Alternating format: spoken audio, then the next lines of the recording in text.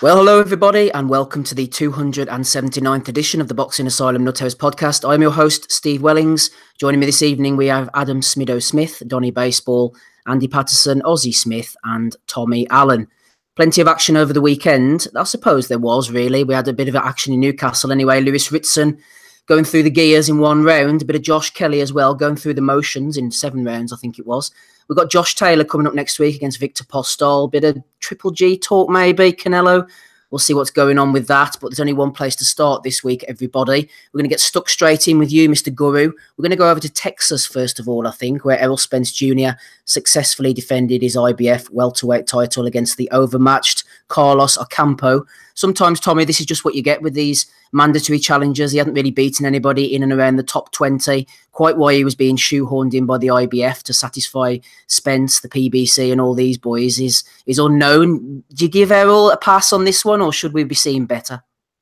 I mean, we really should be seeing better, but they're probably sort of like opponents for him too. Errol Spence is the truth. Everybody, most people that see him fighting will tell you that. I'm not sure there's anybody going to be eager to get in the ring with him now, unless they're getting paid an absolute fortune. Ocampo was a crap opponent. There's not really much you can see in the fight. That was expected. Spence done what was expected, so you've got to give him his props for that. But you can't really say nothing else, mate. You just got to go into the next one and hope it's a better opponent. Said last week, we need to see Keith Thurman back. We need to see the fights with Terence Crawford. I want to see these fights right now. These guys are on their prime right now. I don't want any fucking about. I just want to see them. Said last week, not no time for the Sean Porters and all that in this world. And I'm not interested in seeing these fights. Let's get these 3 guys in. Amir Khan back at welterweight and that. I know people will talk about his chin and that. I want to see him in with these guys as well. Speed and that, so... I don't want to see them and the guys that are just going to plod forward and they're not quick enough in that. So that's the fights I really want to see. Last night, Spence done the job. You can't really comment much else on it, to be honest. There wasn't much of a showing, so that was it. Just to add that, I think we said it last week after Terence Crawford. That's the only fight that needs to be made. I don't want Keith Thurman's good as retired. He's injured, got married.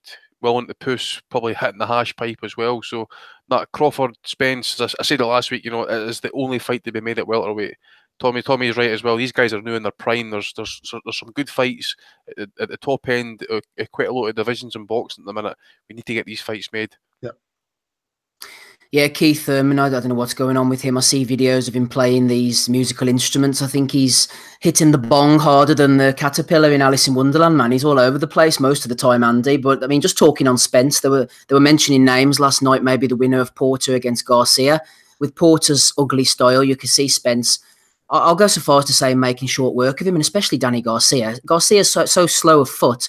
By the time he would have plodded in and landed a couple of, tried to throw a couple of shots, Spence would have bopped him with a combination. I just don't think these guys are on Spence's level. And the way he finished that kid last night with the body shot, it shows that we just need to see better now. Yeah, I think Tommy was bang on about it as well. We just need to see him step up in class, better opponents each time. But, again, there's fights here we just didn't want to see at welterweight. Porter, Vargas, Garcia, these fights I don't want to see. You got Cavalucci's coming up, Devin Alexander's past it. The guy last night, for example, Ocampo, I don't know if that was a mandatory defence and that, but it certainly was a poor challenger.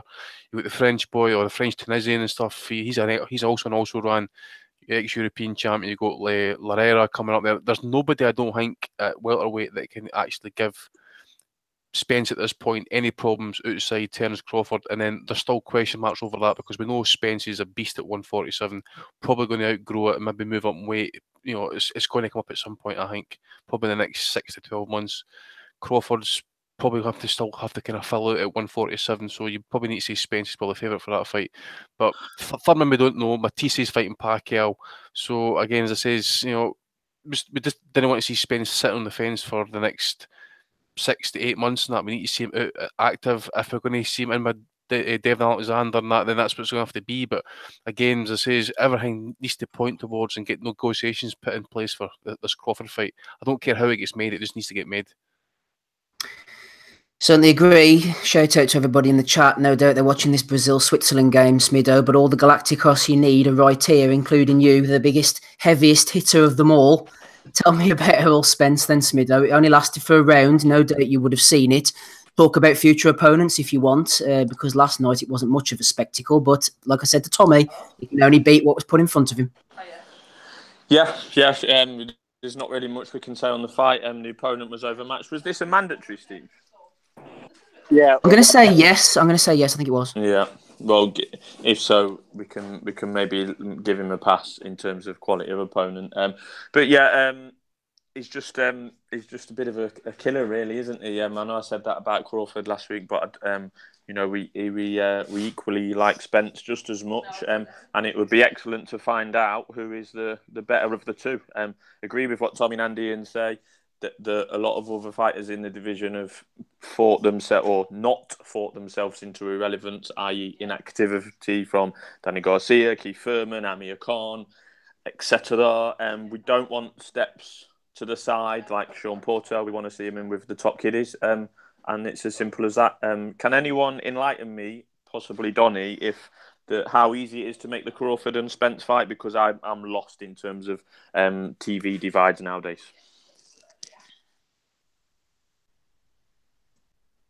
Donny, do you want to jump in there? You were named PBC Bob Arum. Do you think it could happen? Yeah, I mean, it is going to be tough. I mean, obviously, we've seen recently the lines breaking down a little bit more, but I mean, these are the two emerging stars in each of the major promotional stables who, I think Bob's probably thinking that Terrence Crawford's going to carry the sport for the next however many years. Obviously, we know he's a big attraction in Omaha, and Spence last night packing in 14,000 people into a new arena in Dallas. Interestingly enough, Spence actually hadn't fought in Dallas, I think, since the very beginning of his career, which is a weird kind of thing with some of these American fighters that, at least in the UK, a lot of times guys are built up from home and then they go on to other things, whereas a lot of these times guys are built up fighting over on other cards in Vegas and all these other places, and then they have to bring them home and try to tell people, hey, by the way, this guy's a star. And so, but they did a good job with him. And so, I have to think the Heyman stable has to be thinking that Spence is going to carry the sport on their side for the next several years. I don't want to pee on anybody's parade here, but I think it's going to be a little bit of a while before they get in together.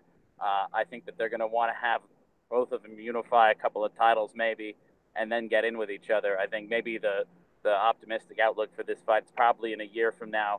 Once it's built up big enough, and they are growing the star power, both of them respectively, it'll get done. But like anything else in boxing, like Wilder and AJ and all these other ones, I mean, there's going to have to be some requisite marination that's going to happen. I know we hate that word, and I know we hate the concept, but in reality, I think that is what is going to have to be the case. I think that Heyman's first going to want to make Spence versus the winner of Garcia versus Porter. And Thurman is not going to take that fight as soon as he comes back. Thurman has said that he was going to come back in the fall, that he should be healed up by then. But that's not going to be the first fight that he takes after being out for so long. So it'll be difficult. But like I said, it's been shown to have been a little bit easier to bridge the television divide and the promotional divide in recent years after the Mayweather-Pacquiao watershed. It's been, more fights are getting made, and that's a really good thing. But even though that it's possible, it doesn't mean that different promoters might have different agendas with a view to maybe making that meeting happen, I don't know, say at the end of next year or something. So, like I said, I'd love to be an optimist. I realize that Spence Crawford is what we all want right now, but there's going to have to be some other things that get worked out first. Requisite marination, says Donny, loving that phrase. That's why we have him on. Gabe Lewis is with us as well. Gabe, I don't know if you were in attendance last night. It was in your state of Texas. Errol Spence, are you a fan, Gabe? I'm trying to think on the Twitter, on our little DM group that we speak in. I don't think you're a big fan of Spence, are you? Or am I doing you a disservice, Gabe? No, that's absolutely wrong. I'm a huge fan. But in his last few fights, I got to tell you, I think that if he fights Crawford relatively soon, he's going to lose because he's too easy to hit. His footwork comes and goes. Sometimes it looks okay. Sometimes it doesn't look so good. I kind of wonder if sometimes it's a matter of who he's fighting. But the kid is not making any progress. I mentioned it before. He doesn't fight often enough. He doesn't make any progress because he's not fighting anybody of a really high caliber. So, he had the fight with Kell Brook, which, I think it was a good fight. I like Kell Brook. I think Kell Brook is fine. I know there's a lot of people here on this pod and really a lot of people in general that disagree with that that sentiment, but that's what I think. But I think it's interesting that all across his career, he hasn't really fought the highest of the high caliber guys. And so whenever I'm looking at it, I'm thinking, what I'm seeing here is a kid that does what he's supposed to do in this fight. But he got hit by some sneaky punches last night, and it wasn't like the guy that he was fighting was super quick or anything like that. So just based off of what I've seen in a few of his recent fights, I think Terrence Crawford is going to give him fits and beat him on relatively easily if they fight. The only thing that makes me favor Spence in that fight is if he can get inside and stay inside long enough to do body work. And I think Crawford's footwork and movement is going to be good enough to keep that from happening. There's been other fighters that have given Crawford a hard time because they're quick. Yuri Gamboa was one of those fights, but while everybody's raving and everybody sees the knockouts and the good things that Spence is doing, I'm kind of looking a little bit cautiously, I guess would be the way to put it, because I'm not sure that that's really what's going to end up happening if they fight, is that he's going to win. I don't like what I'm seeing in terms of progress. I don't think it's to the point where he's actually regressing yet, but I think if he doesn't start getting some step-up caliber fights or guys that put up a better effort, then it's going to go to that point where he does start to regress because he's not getting challenged.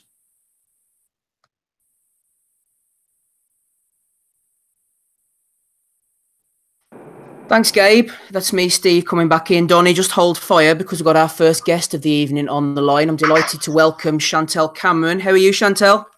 I'm good, thank you. And yourself? I'm keeping very well, thanks. Thanks for joining us on this Sunday evening. We won't keep you for too long, just straight off the bat. A bit of action over the weekend. Did you see any of the boxing? Anything that stuck out for you? I actually didn't watch the boxing this weekend. So I seen a few highlights, that was about it. Not to worry, there wasn't really that much stuff on, to be honest, so we'll just focus on your career for the next couple of minutes or so. At ShanCam91 on Instagram, everybody, by the way, if you want to follow Chantel. You train with Shane McGuigan. How's that going for you, Chantel? What kind of a trainer is Shane? It's really good. He's the best trainer I've worked with. I think it's because he understands a boxer as well, which is good. Like, he knows that when you're tired, there's no point killing you. So he'll have like a fun session, but a fun way you're still learning. So the training goes really well because he's understanding and he can adapt styles so well. So, like, in a corner, he can change my style depending on my opponent. Mm. And because I trust him as well, it works. So if I'm in trouble and he says, like, do a certain thing, I believe in him, so that I'll do it, and it always seems to work. So it's a good working relationship. He's a very good fitness coach as well. Would you say at the moment, obviously being pro as well, you're in the best shape of your career? Oh, definitely. I've been pro a year now, and my whole body shape has completely changed since I was an amateur, and my fitness has definitely improved massively, not just my strength and conditioning. So all round, really, I think he's brought the best out of me. You're 6-0 at the moment with 4 knockouts. You have a really good knockout ratio. Who is the opponent that you would say is the toughest so far? I mean, on your record, the name that sticks out to me would be Vivian Obernorf. I mean, who's given you not necessarily the most trouble, but who have you learnt most against? Who's been the toughest opponent? It was actually my last opponent. I couldn't stop her. I was hurting her. She wobbled a few times, but she kept on recovering. And obviously, because women only do 2-minute rounds, I would hurt her, and then she was really good at recovering really quick. So she's obviously an experienced pro. So I'll say she's been my toughest part, and I learned a lot from that, especially because she had it was like an elbow thumb in my eye, so my eye come up, and I had to deal with that as well, which was a great experience for me. Josh Taylor's obviously fighting next weekend. Are you on that card, Chantel? Yeah, I'm on the undercard. I'm defending the IBO title. Do you know who you're in against, or? Yeah, I'm matched against. She's moving down a welterweight, and she's tough, and I got to be switched on because she's quite wild with her shots. You obviously only fight 2-minute rounds and that, but what's having the IBO title mean to you, as in, you know, going the championship rounds and the distance and all that type of stuff? The 10 rounds, actually, like, I find that they go too quick. So the 2-minute rounds, I get girls in trouble, and then the bell will go. So it really frustrates me. It's just 2 minutes, because I think a lot of the men doing 3-minute rounds, it would give me more opportunities and more chances to stop opponents. So that's quite frustrating. But obviously, in the moment, I just got to do the 2-minute rounds, because they only let women box 2-minute rounds. But I'm hoping to challenge for a different world title. But at the moment, the champions won't fight me. So it's quite frustrating, because I'm having to defend the IBO again. Whereas obviously, I want to progress in my career. I want to challenge for more world titles. Well, are you an advocate for the women's rounds being increased to 3 minutes? Obviously, by the sound of it there, you would like to box 3 minutes and think it should be changed? Yeah, I think it should be changed, because they're saying about women like being professional, being equal, etc., etc. But it's not really happening if women are saying like they're okay with boxing 2-minute rounds. If we want to be treated like the men, then we should do 3-minute rounds as well. Because some women don't want to do the 3 minutes, which everyone's entitled to their own opinion. But if we do want equal rights and using with women, we should be treated like the men, then we should do 3-minute rounds as well, like the men. Do you see yourself as just a boxer, Chantel, or do you feel any pressure on your shoulders? You know, the way women's boxing is coming to the fore, you've got young girls maybe looking at you as a role model, or the first, real high-profile fighters coming through. Do you feel any responsibility beyond boxing as being a standard bearer for the women's sport?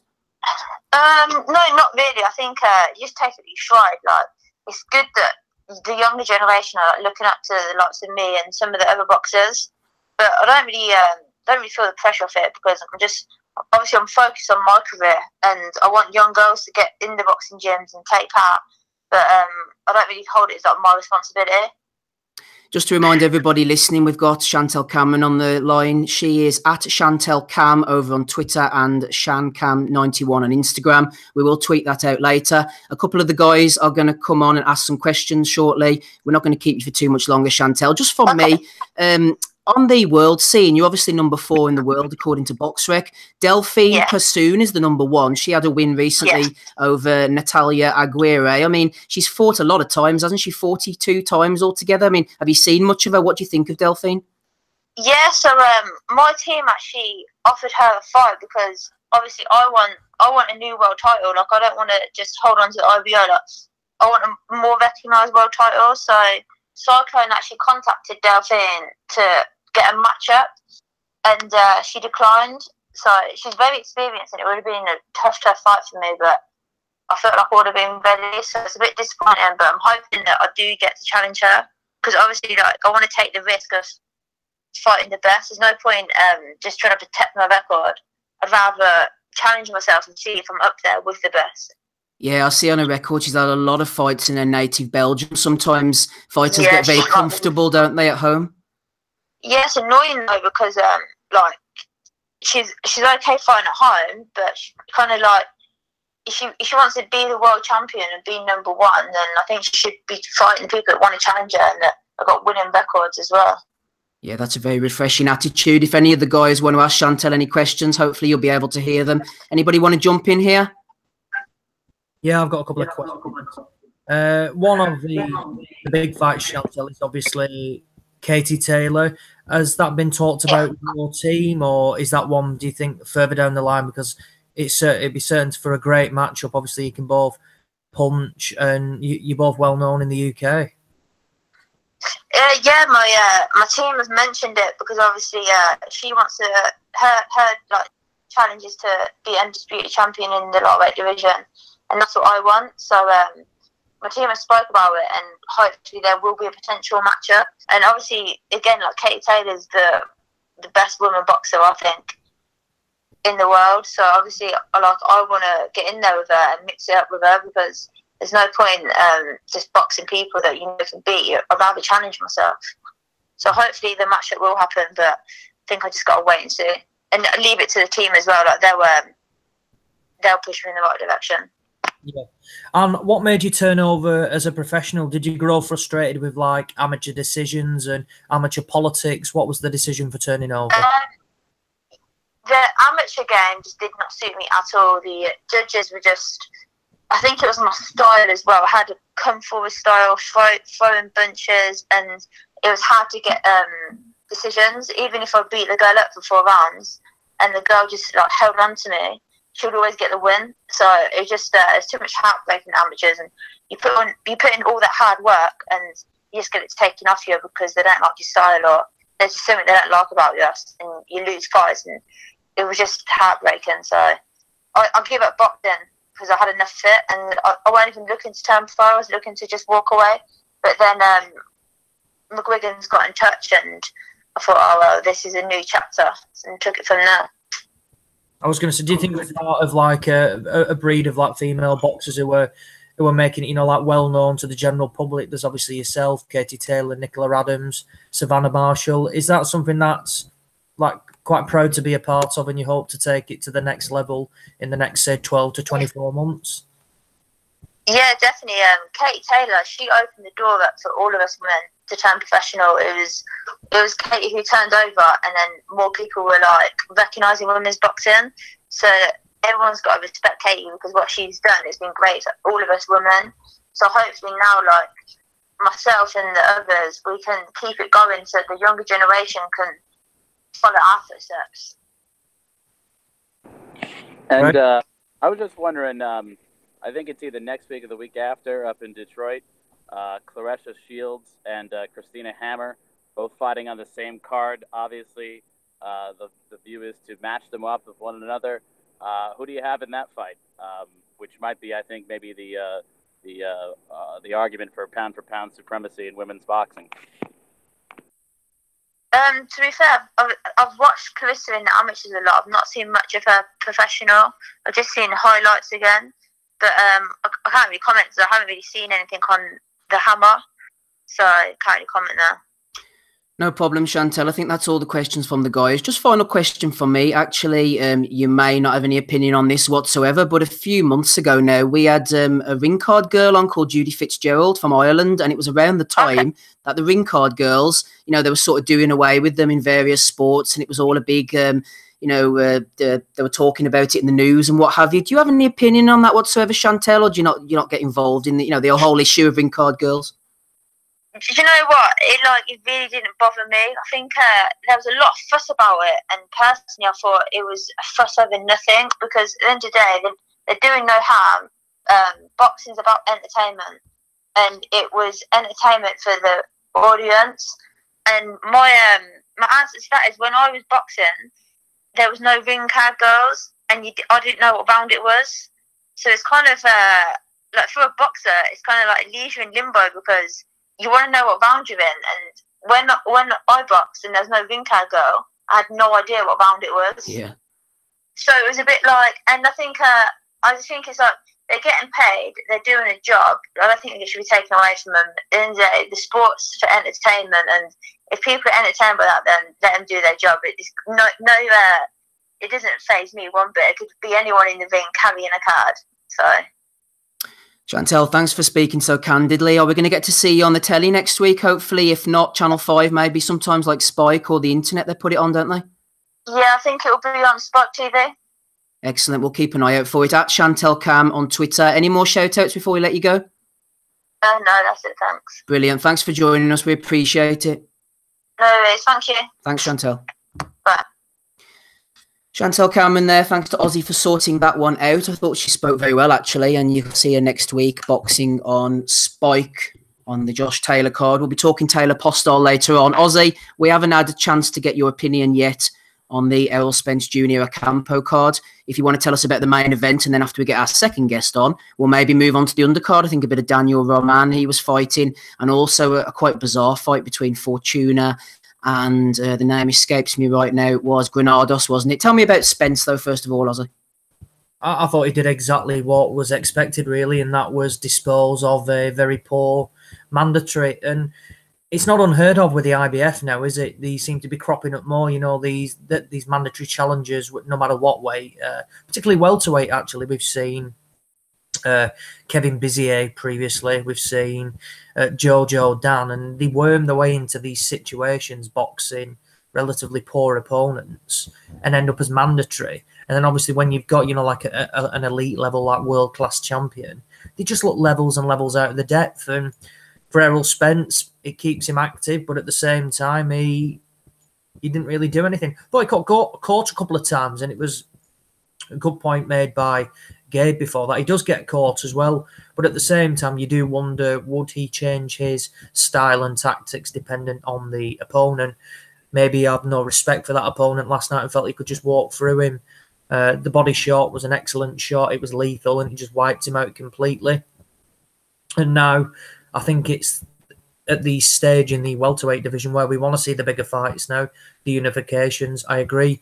Keith Thurman needs to be looking at coming back. I'm just going to have a look at his when he actually last got in the ring, because I know there was some talk that he was going to make a comeback. He's got a date scheduled for August. Will he make that? But he last boxed now over 12 months ago, and it's simply not good enough. How does he, in my opinion, stay relevant?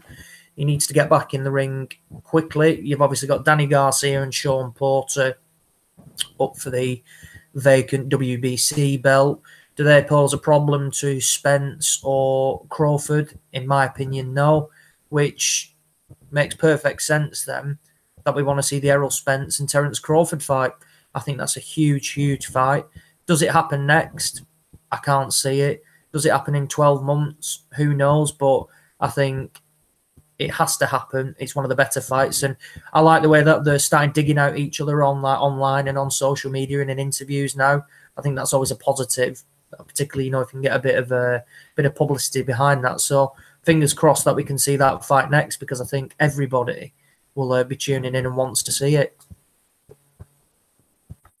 Brilliant stuff. Thanks, Ozzy. We've got our second guest of the evening on the line now. I'm delighted to welcome Alex Dilmajani. Am I pronouncing that right, Alex? No, it's Dilmagani.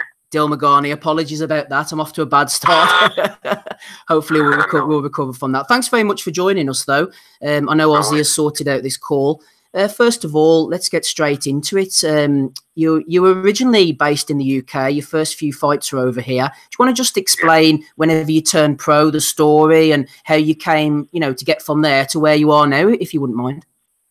Oh, basically, when I started boxing, I pretty much turned pro, and I was signed with the Hands, and then the Hands went, the promotion company went, and I was willing to just like fighting once a year. I was in a degree in law at the time, and it was just like fighting once a year. And then I went on holiday to Mexico, and I went into the Romanza gym. I had a friend who used to train there, and I was sparring Marquez, and I impressed Nacho a lot. And Nacho said, "Why don't I come out and fight in Mexico?" And I said, after my degree. So after I finished my degree, that's when I moved to Mexico. And after sparring a lot of guys and training and fighting out there, I went from there to Canada. And now I'm based back in the UK. Now I'm fighting. Now I'm looking to fight big fights in the UK and stateside. Whereabouts in the UK are you based, and who are you training with, Alex? I'm based at the moment in Manchester. I'm training at Anthony Farnell's gym. And what sort of opponents does he have you sparring with? Obviously, nobody of the level of Marquez, but has he got you some good workouts? Yeah, no, I've got some good work with a couple of welterweights and like midweights. I'm a super featherweight myself, but I like to spar bigger guys. They give me obviously harder work because they're bigger guys, and I always think to make training difficult is better. Yeah, obviously super featherweight. Are you going to be looking to challenge maybe for the British title, or what's the I'm already above that. You see the way I'm ranked and things like that. I'm fighting for the IBF international title in my next fight, and it's going to get me in the top 10. So I think within the next year, hopefully I'll challenge for a world title. Yeah, you've had 18 fights. Obviously now I see 17-1. What about the one loss? Any explanations? It was to Mickey Coveney, sort of decent fight. That's a 4-rounder by a point. The judge, was the referee. That's how they do it in England. I thought I won, but it is what it is. I wasn't anywhere near the stratosphere I am now. And I was, I thought I was a lot better than I was back then. So I don't regret that loss, because for that loss I went on gone to Mexico and take things seriously. Like I said, when I turned pro, I was pretty much just started in boxing, and yeah, I've kind of learned on the job. And when I moved to Mexico, I went up to the levels, obviously, because that's what the place is gonna do. And yeah, I've had 18 fights, but more 19 fights, because one of them's a no contest. But what people don't know and what people don't see on that no contest, I knocked the guy down. He stumbled through the ropes and he faked an injury. I've got it on tape and everything, so I really and truly consider myself 18-1. It's not my fault. I fought the only Mexican without any heart. I fought the Mexican Tin Man. You've boxed obviously in Mexico and Canada. Do you feel like whenever you're going into the gyms over there, because you come in from abroad, you have to maybe prove yourself, or is that not the mindset at all? Guys are maybe like have a target on your back almost sometimes. Oh yeah, definitely. That's why that's actually part of the reason why when I went to Mexico, that's what really took me to the levels, the mental toughness. You need that. Guys don't. There's no kind of protocol set. They don't spar with 16-ounce gloves sometimes. Sometimes guys spar with gloves that have no padding on it, and you can't look. You can't turn around and say, get him to change the gloves. It's a tough gym, and especially being the foreigner, guys of course went tougher, and it made me mentally tougher, and it made me, especially when I moved out there and sacrificed moving there, it made me more determined to channel my energy and time into my boxing career. Because before I wasn't really, I wouldn't say I wasn't taking it seriously, but I wasn't training as a professional fighter should. When I finished my degree and when I moved out there, that's when I started taking boxing seriously. So for 4 years, I can say that I've been doing it properly. What's it like to train and spar with somebody like Juan Manuel Marquez? I mean, what's it like in the ring, the type of things he does? Could you give us some inside scoop? Yeah, it's just like, well, he's a master. He's a real master of the craft. I know it's evident in his record, but you don't appreciate it until you don't fully understand how much of a master he is until they're either in the ring with him or watch him up close. Because even the punches that he gets hit with, if it makes sense, he kind of lets you hit with him, because he kind of sets traps. Yeah. And he'll let you hit him with a light jab, but when you hit him with that light jab, he'll set you up for like a 4 or 5 punch combination. And that's the thing which surprised me about him was his speed and his accuracy, because he didn't hit guys like around the head. He hit them directly on the chin, or like right where the liver is. And even I learned a tremendous amount of him. Even the way he conducted himself outside it, like he didn't have any big entourage. Every person in his team had a specific purpose. His training was very structured. Everything was planned, precise. He took it very, very seriously. But it's not just him. I'm good friends with Kenny Gonzalez, and he's a great fighter. world champion. And I learned a lot off of him as well, because obviously, like I say, I didn't have, you know, I pretty much, when I started boxing, turned pro pretty much, and, you know, I learned a lot when I went to Mexico of world-class guys and being around these guys. You're a southpaw, obviously, Alex. For those who haven't seen you box, what's your type of style? I'm kind of a hybrid. I box kind of slick, but I'm very aggressive and come forward. I like to fight on the inside. I consider myself a student of the game. I love boxing. I study it. Fighters in the past, you know, inside fighting. I love fighting the inside. It's almost like a forgotten art these days. Like if you look at Duran, the way he used to turn the other guy's hands and place his head in certain specific areas in the inside, things like that. I watch a lot of boxing, even like from the 30s, 40s, and so on.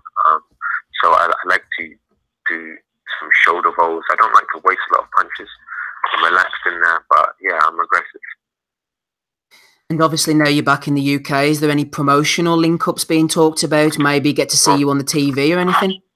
Yeah, my promoter is Lee Baxter, but he's in Canada. But I'm going to be fighting in Canada. But also, I spoke to Lee, and the plan is to maybe have co-promotion here, because he wants me fighting in the States and England. Because obviously, boxing in England is very, very big right now, and I'm looking for big fights here.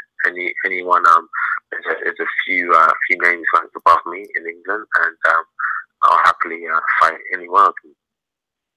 And just finally for me, Alex, and we do thank you for your time, just looking at the landscape of the 130-pound division, which you're going to be competing in, hopefully. What do you think of the title list? You know, you've got Bichelle, Davis, Machado, a couple of vacant titles. I think maybe the IBF route you said you think you might be taking? Yeah. My promoter, Lee Baxter, is giving me IBF International, and so that will be the IBF route. But and I know the WBO is vacant because you know, the boxing superstar Lomachenko has moved up. So as far as the other world champions, Tank Davis is a fantastic fighter. I think he's the best one in the super featherweight. Machado, I used to think was an absolute beast until I saw him against Jezebel Corrales, and Corrales gave him a real tough fight. In fact, I thought Machado was quite lucky in that fight, and I think Machado could be a bit tight at that weight. Cause, I mean, I'm big for super featherweight, but he's much bigger. He's huge. He's huge, like 6 foot almost, and he's big with it. So I think it's not long till he moves up, or if he does that super featherweight, he trains himself a bit too much. And I think Belgium is very, very strong, very aggressive. He's quite predictable, and he leaves his chin up a lot, and he can be outboxed. But yeah, it's a very, very good, competitive and entertaining division. I think it's one of the most probably competitive in world boxing, because you've got a lot of good names there. So yeah. Alex, so is there any social media presence or anything so people can follow your journey? Yeah, I'm just on Instagram. It's going to be a bit difficult to spell my name. It's basically my name, Alex_Mugani. Okay, excellent stuff. We'll maybe try and tweet that out if we can find it. Thanks for joining us. I appreciate you giving up your time on this Sunday evening. No worries. All the best of luck with your return to the UK and everything as well, Alex. Thank you. Thanks a lot, man. Bye-bye now. Alex Dilmagani there. Hopefully I've pronounced that right. He's quite the talent by all accounts. John Evans, I know, was in touch with Ozzy. He was in touch with me as well to get that set up. And a lot of people up north of England have high hopes for this guy. He mentioned Miguel Bichelt there, actually, the WBC champion. He's fighting next week. Smido, did you want to add anything in? I was just going to say that's an excellent guess, because for people like me who've never heard of him, but he's got a great story, you know, Mexico, Canada, back to England. Fantastic introduction from the guys. It's going to be interesting to see how he's going to get a world title fight within the next year, though. You know, especially if he's got no promotion. So it's going to be interesting. You need to get fast track, obviously, and get put in deep. Yep. Chuck him in deep, hopefully. Talking of chucking in deep, does anybody want to talk about any of the fights on the Spence undercard before we go over to Kelly Ritson? Just talking about this Danny Roman Flores fight, actually. I must admit, casual moment here, everybody. I'd never even heard of Danny Roman, to be honest with you, whenever he came on the broadcast. If you'd have said Danny Roman to me, I'd have said, what, 1980s Mexican featherweight or something? I did not know this kid was around, but I tell you what, I really liked the way he was tanking that body, especially in the 5th round. Now, Flores, I mean, he's a tough guy, but he's a big gangly mess, isn't he? He's so technically limited, Andy. I was surprised he lasted the distance with all those body shots, and it's just a detriment on the sport that the likes of Flores can get to like 25-0 or something, being so poor. Am I being tough on this guy or what? Because I just don't rate Flores at all, but Roman, like the look of him. Yeah, but he's going to be, well, he's been champ for a wee bit now, but I was just going to kind of point out that Flores is a fighter this week that hasn't made the weight. It seems to be a weekly occurrence, as Standard. You say. Standard, aye. But Roman, just outboxed him, outclassed him, worked the body, as you said, mate, and it's almost upwards. But I think at some point we're going to have to get it called. We need to get these unification fights happening at 122. I think he's mentioned Dogbo. I think he's mentioned Ray Vargas. So that's a step forward. So just as I said before, anybody who Isaac Dogbo is going to fight, I'm going to be there sitting watching it. So hopefully Danny Roman. But 122, there's some great fights there to be made, like especially amongst the titleists. Roman, Gabe, went to Japan twice and got a couple of wins. Give him his respect for that. And talk about hammering the body. He didn't half hammer the body. Do you know how many body shots he landed, Gabe? I'm going to tell you. 175 landed. 175 body shots. That's almost unprecedented. Some numbers there. Gabe's that impressed he's speechless. I bet his shit was a funny colour this morning when we went for his first fight. I bet it was. He'd be pissing through every orifice. You there, Gabe? Oh, he's got... Sorry, Gabe's gone for a slash. Apologies. Maybe he got hit hard to the body. Did you see any of this undercard, Tommy? Nah, I just seen the Spence knockout this morning, mate. Casuals everywhere. Fortuna Granados. That's what I was going to say to Tommy. I actually seen Miyares got knocked out last night, mate, in 3 rounds off. Well, he was fighting Vasquez Jr., wasn't he? He got knocked out in 3 rounds. It was sad, like. Sad to see, man. He was a top fighter back in the day. He just seemed to fall off the cliff, though, didn't he, after the... Just couldn't really get over the hill, actually. I think he liked to party a lot and drink a lot, didn't he? Christian Mijares you're talking about? Yeah, he was fighting Vasquez in Puerto Rico last night. He's done now. He was a great fighter in his day, though. Yeah. Top five pound for pound back in the day, he was. Always seemed to get hosed in the kind of closer decision fights. Always did. Nobody seemed to like him. He fought on the road a lot, didn't he, Andy? I think last year. He did. I remember that was at the Alex Munoz fight. He literally won every round, and they gave a split decision in that fight, didn't they? Same against Jose Navarro as well. I always reference Navarro, this. One judge gave Navarro every round. One judge gave Navarro every round, all the 12 rounds against Mijares, I think it was. It was shocking, mate. I remember watching that. It was. Back when I used to watch boxing quite a lot. Back when you were hardcore, Tommy, he's a pure casual now.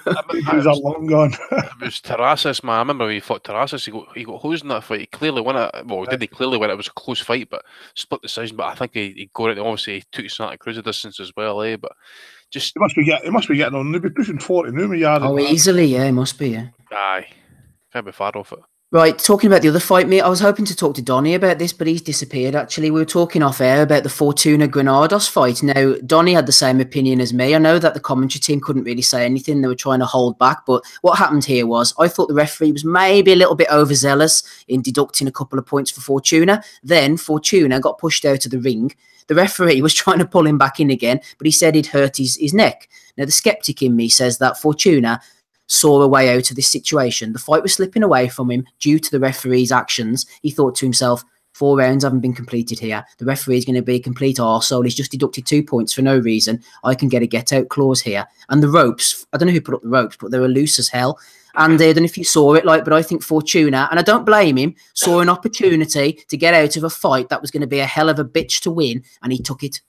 I never saw it, mate, honestly. I would probably just say is this, that, Fortuny at one point in his career was semi-decent, but it seemed to be that he against of Jason Souza was an absolute shocker. It really was. Beating likes of Abner Cotto and Brian Vasquez, and those were decent wins. But then to get beat off Jason Souza, who not many people would actually rate. Souza was a decent fighter at a certain level. So to see him kind of bail like that. I can't really comment, mate, but I did see some people actually comment to say is that they were actually kind of betting on Granados to kind of win that fight. So I can't comment too much more on it. Yeah, like I say, I don't think he was going to get a fair shake, so I don't blame him for hooking it, because he wasn't going to get any favours there. We'll move on. Just final point actually on Errol Spence. Another thing we were talking about off air as well regarding his next opponent. I noticed that there was a guy on the undercard called Yordenis Ugas. He's a Cuban now based in maybe Mexico. He beat Ray Robinson recently. He knocked out Jonathan Batista on the undercard. Why am I mentioning this? You're probably wondering. Well, Ugas is rated number 2, I think, or number 3 by the IBF up at welterweight. So I imagine that Spence Jr. might be put in against him next. And just a thought, who knows? Right, let's move on. Smido, a rather contentious fight, as in... Well, I mean, obviously there was no contention over the winner. Lewis Ritson, I'm talking about, against Paul Hyland. Now, me and you were having not a back and forth on the DMs, but I was trying to get the point across to you. You were saying about Paul Hyland's tactics were all wrong against Lewis Ritson. But the point that I'm going to make to you, Smido, is they weren't his tactics. I've seen Hyland box many, many times, and he's a tall, rangy back foot boxer. And he went in against an absolute beast. As soon as I saw that Ritson was actually bigger than him, I thought to myself, wow, Hyland's going to be in big trouble here. There's no way in hell, Smido, that Hyland's dad and his corner team would have sent him out to go and fight like that. That was not the strategy. In my eyes, Dave Lee agreed with me. He has got buzzed. He's got rocked. He's got completely stunned by Ritson's power. He's never been in against a puncher like that before. He's never been in against a fighter of that level before. He panicked. He was shocked. And he fought back recklessly, because that's all he knew how to do. That was not his tactics. All tactics went out the window. He went toe-to-toe, and I agree with you. It was a huge mistake. But Steve, you have just said all tactics went out the window. He went toe-to-toe. That's not my choice or your choice or his dad's choice. He's decided, having been rocked by a jab, to go toe-to-toe with Lewis Ritson. I think that is absolutely crazy. And someone watching it, like me, who doesn't know much about Paul Hyland Jr., and particularly compared to the likes of yourself, he's been rocked by Lewis Ritson early doors. And he's chosen at that point, we've still got his faculties about him at that point, to go toe to toe and stand there and trade with Lewis Ritson. I thought it was absolutely ludicrous, that decision that he made in that split second. He's made that decision, and it's obviously cost him big time. I mean, this isn't like a Joe Murray or a Scott Cardle that were trying to rebuild following recent losses. Before going in with Ritson. And I think Murray, particularly of the two, elected to try and fight Ritson head on purpose. Obviously a bad idea. Having seen Ritson's last 3 fights, where I think the most they went was 4 rounds, and then for Hyland to even, regardless of what's happened before he made that decision, but to make the decision to go toe-to-toe with Lewis Ritson, I think he must be off his head. I think Ritson punched the decision into his head, though, Smido. He possibly did, Steve. He possibly did. But this is an unbeaten, talented fighter like Hyland. I think he's had 19 fights without losing. They surely are going to know. They've got a competent training team, as you said. Surely they're going to know Lewis Ritson is dangerous early. I think they've added or gone head on to that danger at the first sniff of it. And remember, that first sniff was a jab. So you should have been on your bike following that jab that I think Mr. Bellew in his posh voice called last night straight away. You should have been on your bike, but he's tried to trade with him, and then he's gone to the floor. He's looked over to his dad, who I think was asking him to stay down, and then he's gone toe-to-toe with him again. After having his 10 seconds to think, okay, now what's happening here? I've ran into a Geordie Storm here. Not this isn't the Geordie Shore, this is the Geordie Storm. I've ran into the Geordie Storm. I've had 10 seconds there. I've had a quick word with my dad. Let's get on the bike. No, he didn't do that. He went and traded more and ended up getting obliterated. Lewis Ritson is becoming one of the most popular and entertaining fighters in the country. I think that's pretty clear to see. Fair play to him. I thought the atmosphere last night was pretty damn good for that. It's his first real homecoming since he's been a known fighter, as it were. I thought it was a great atmosphere. He's done the job again in emphatic fashion. He's left his chin there a little bit, but by the time they're trading after Highland's been down once and then twice. At that point, it doesn't really matter what Highland does or throws, because you know the writing's on the wall for in terms of Ritson and getting his chin up in the air. But that'll need to be improved or worked on at some stage. It's an exciting ride, and you know it's been a pleasant surprise of a journey really in the last year or so. I think he's broke some sort of record in terms of the Lonsdale belt outright in the least amount of rounds competed in, I believe. So yeah, fair play, and he might get found out, you know, somewhere down the line with his lack of defence. But as long as it lasts so far, I'm happy to tune in. Smitho, just before we run off on this card as well, Smart Casual Box has asked a question specifically for you. Smitho, how far will Josh Kelly go? The more fights I see, says Mr. Box, the less impressed I am. Ritson, the opposite. What do you reckon, Smith? I think that opinion on Kelly that's going to form out of when his level goes up, and although last night wasn't on his level, it was still maybe a step up, possibly not from Molina, but before that. Got to remember, I think last night was only his 7th fight. Adam Booth, I think, is the most calculated man in British boxing, and I think he manages and places his fighters very well. Josh Kelly is only going to get away with this hands down looking pretty boy-ish, as his name suggests, for so long. I was pretty bored with it last night. I think the fans were emptied out significantly after the Ritson fight. I hope that didn't go unnoticed to you guys and the listeners. It did definitely empty out there.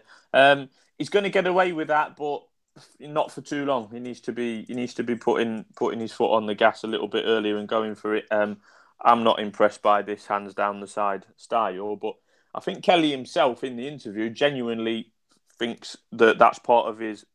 That's a positive to him. That's one of his strengths rather than doing it for show. He reckons he can get the angles that way. We have seen similar, but maybe not as extreme as Kelly from the likes of George Groves and David Hay, that kind of hands-down style in the Adam Booth eras of respective fighters. I think he could quite well go a long way, Kelly, but we say that about a fair few fighters at this stage of their career. He's only had 7 fights. The kid last night, I quite enjoyed the performance of, was it Mr. George last night, the Australian? Chris George. Yeah. Tony Bellew said before the fight, you know, my namesake was saying, oh, well, he spoke well this week and he's confident. And Bellew says, yeah, that's all well and good until they get in the ring and it's a different story. With Mr. George, it wasn't. He kind of stuck to what he said. He knew, and we knew that he was limited, but I think he had a good go. He did land a few punches. I think his hand went in around the 5th round. And when that happened, Kelly really took over. You could see him shaking the hand as he went back to the corner. Yeah, and I don't like giving credit to Posh Voice Bellew, but he was talking about the gloves. That was something that I didn't know in terms of, I think they were called Winner or Winning, the brand. You know, yeah, they're Japanese gloves. They're notorious pillows. I think Floyd Mayweather used to protect his hands with them. Yeah, brittle hands. So yeah, I think that was a fair point. But yeah, as soon as that right hand of the Australian went, then that's when Kelly really put the foot down and went for it. He's clearly talented. I think he's in good hands in terms of trainer and manager. And yeah, we just need him to be, you know, stepping up levels. But that's not a criticism, because we've already seen him well matched against Molina. We knew his limitations, but we also knew what he's done previously. You can't argue with being Commonwealth champion in your 7th fight. Yeah, he's just gonna that hands down style and carrying opponents for maybe 3 or 4 rounds longer than they should do isn't going to last forever. That's my only negative. Yeah, regarding Josh Kelly, he was guilty last night of doing something which always makes me laugh. I know Scott Cardle always does this, is the feints, the head movement, the moving of the shoulders out of range. That's why guys like James Toney, Pernell Whitaker and all of them are so good, because they used to do it in range, in the pocket. I remember when Conor Benn was being criticised for his lack of boxing skills early in his career. He took a bit of a sabbatical from the ring. I think it was maybe 7 or 8 months or so, and he came back and he was fighting this guy, and he was there slugging away, and all of a sudden Ben took 2 massive steps backwards and started rolling his head and moved like completely out of range. And they're going, oh, this is all the stuff that he's been learning in the ring, Andy. And I'm like, yeah, but you need to do that when the guy is in front of you throwing punches.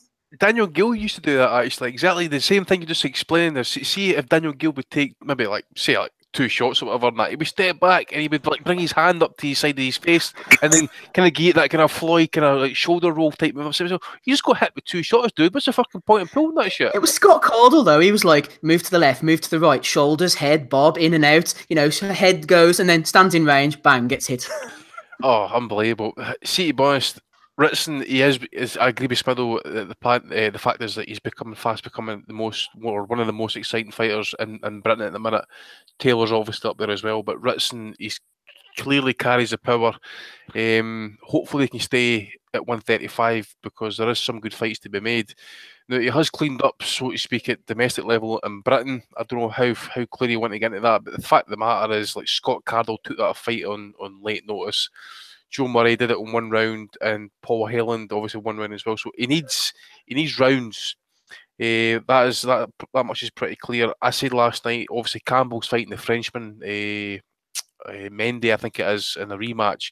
So I mentioned like a Crawler, Ricky Burns for his next fight if I'm not going to push him up to European level, which, by the way, I'd put him up to European level straight away because the kid needs rounds clearly. So guys like Zlatan Cannon and Crawler and Burns, they're ranked, I believe, 1, 2, and 3 with the EBU. You've got the Italian boy Emiliano Marcelo. I think he's high up in age, but he's undefeated. And you got Campbell coming in at 5, and you got Ritson at number 6, and that. So there is some good fights for him to be made at European level. We can forget all about the talk at the minute about world titles and stuff. We're just going too far about that. You know, lightweight at the minute is absolutely on fire considering who the champions are. You got Lomachenko, Garcia, Easter, and Beltran. So I wouldn't really fancy him up against any of those boys, none whatsoever. But you talk about Crawler, I think he'd light his arse up. He would knock out Crawler within a heartbeat. Burns, I was winding people up last night that Burns would probably take him a distance and that. But domestically, though, Tommy Coyle, I think maybe going to make that a fight next. Tommy Coyle is going to get evaporated, guys. It's just going to happen. But the kid needs rounds. We need to kind of just calm the jets just a little bit. He has got great talent. He's got potential in that. But I reiterate, he needs rounds. He needs to have a test. You need to see him tested. You need to see him take shots and how he's going to return fire and that. So, but everything points out to be an exciting fighter. But at the minute, just calm the jets. Get the European level. There's some good fights to be made there. Now, let's not get too greedy. Let's hope Eddie doesn't go too fucking balls deep on the kid. Let's just bring him along nicely. European level next. Zlatan Cannon would be a great fight to be made. And we'll take it from there.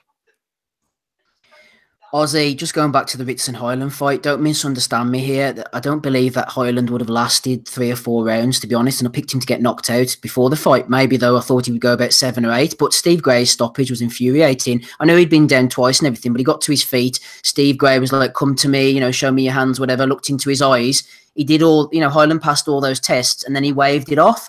Casual and Proud said on Twitter last night, with about fucking 4 seconds left in the round 2, if he could have got back to his corner to calm down, Highland just froze under the lights and overreacted. He'll be kicking himself. He was functioning and could have been competitive for a few rounds. I'm not, like I said, he was going to get knocked out. I know that.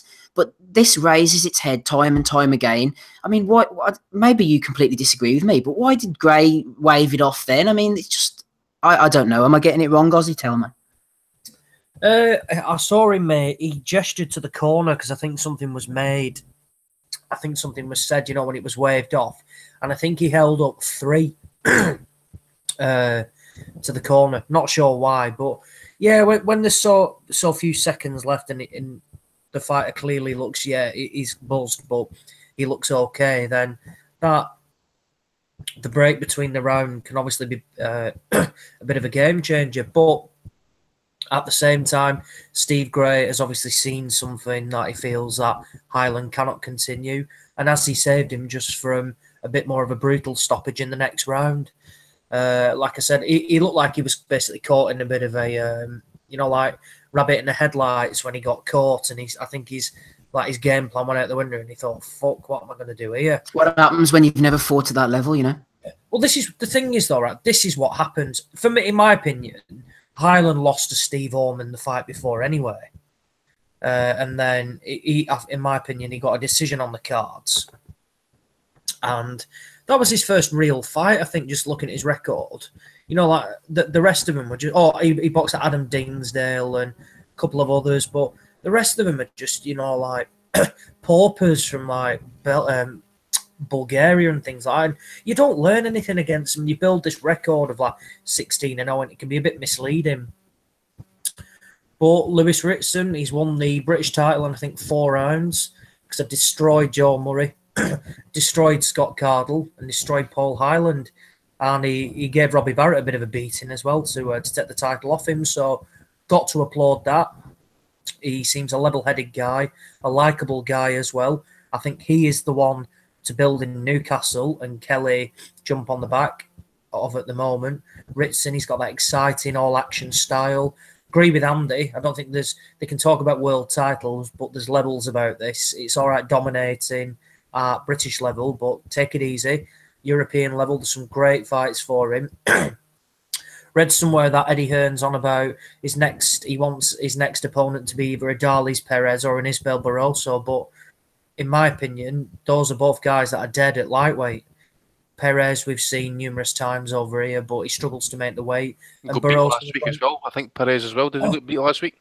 Yes, I think he got stopped in the 10th round, and that was up at super lightweight. And Barroso, I think Barroso got beat as well actually recently as well, and I'm sure that was up at super lightweight as well. So I'm not sure why they're looking at bringing 2 guys back down, but at the same time they've got that public appeal, haven't they? You know, the people know him, so we'll get them in with these guys. But I like the European route. I think Edis Tatley's the belt holder at that weight at the moment. Yeah, he defends the title in a couple of weeks' time, I think, mate. Yes, he does. Yeah, August it is, 11th of August. Do we see him in with a Crawler or a Burns? I think a Burns is a more realistic option, particularly that he was randomly dropped on that undercard as well. I might be looking into that a bit much. Crawler, I think they're lining up for Luke Campbell. Burns got dropped, did you say? Sorry? You said Burns got dropped last night? No. Like he was dropped on the undercard. Sorry, as in, right. He was put on at late notice. All right, sorry, mate. I mean, what a...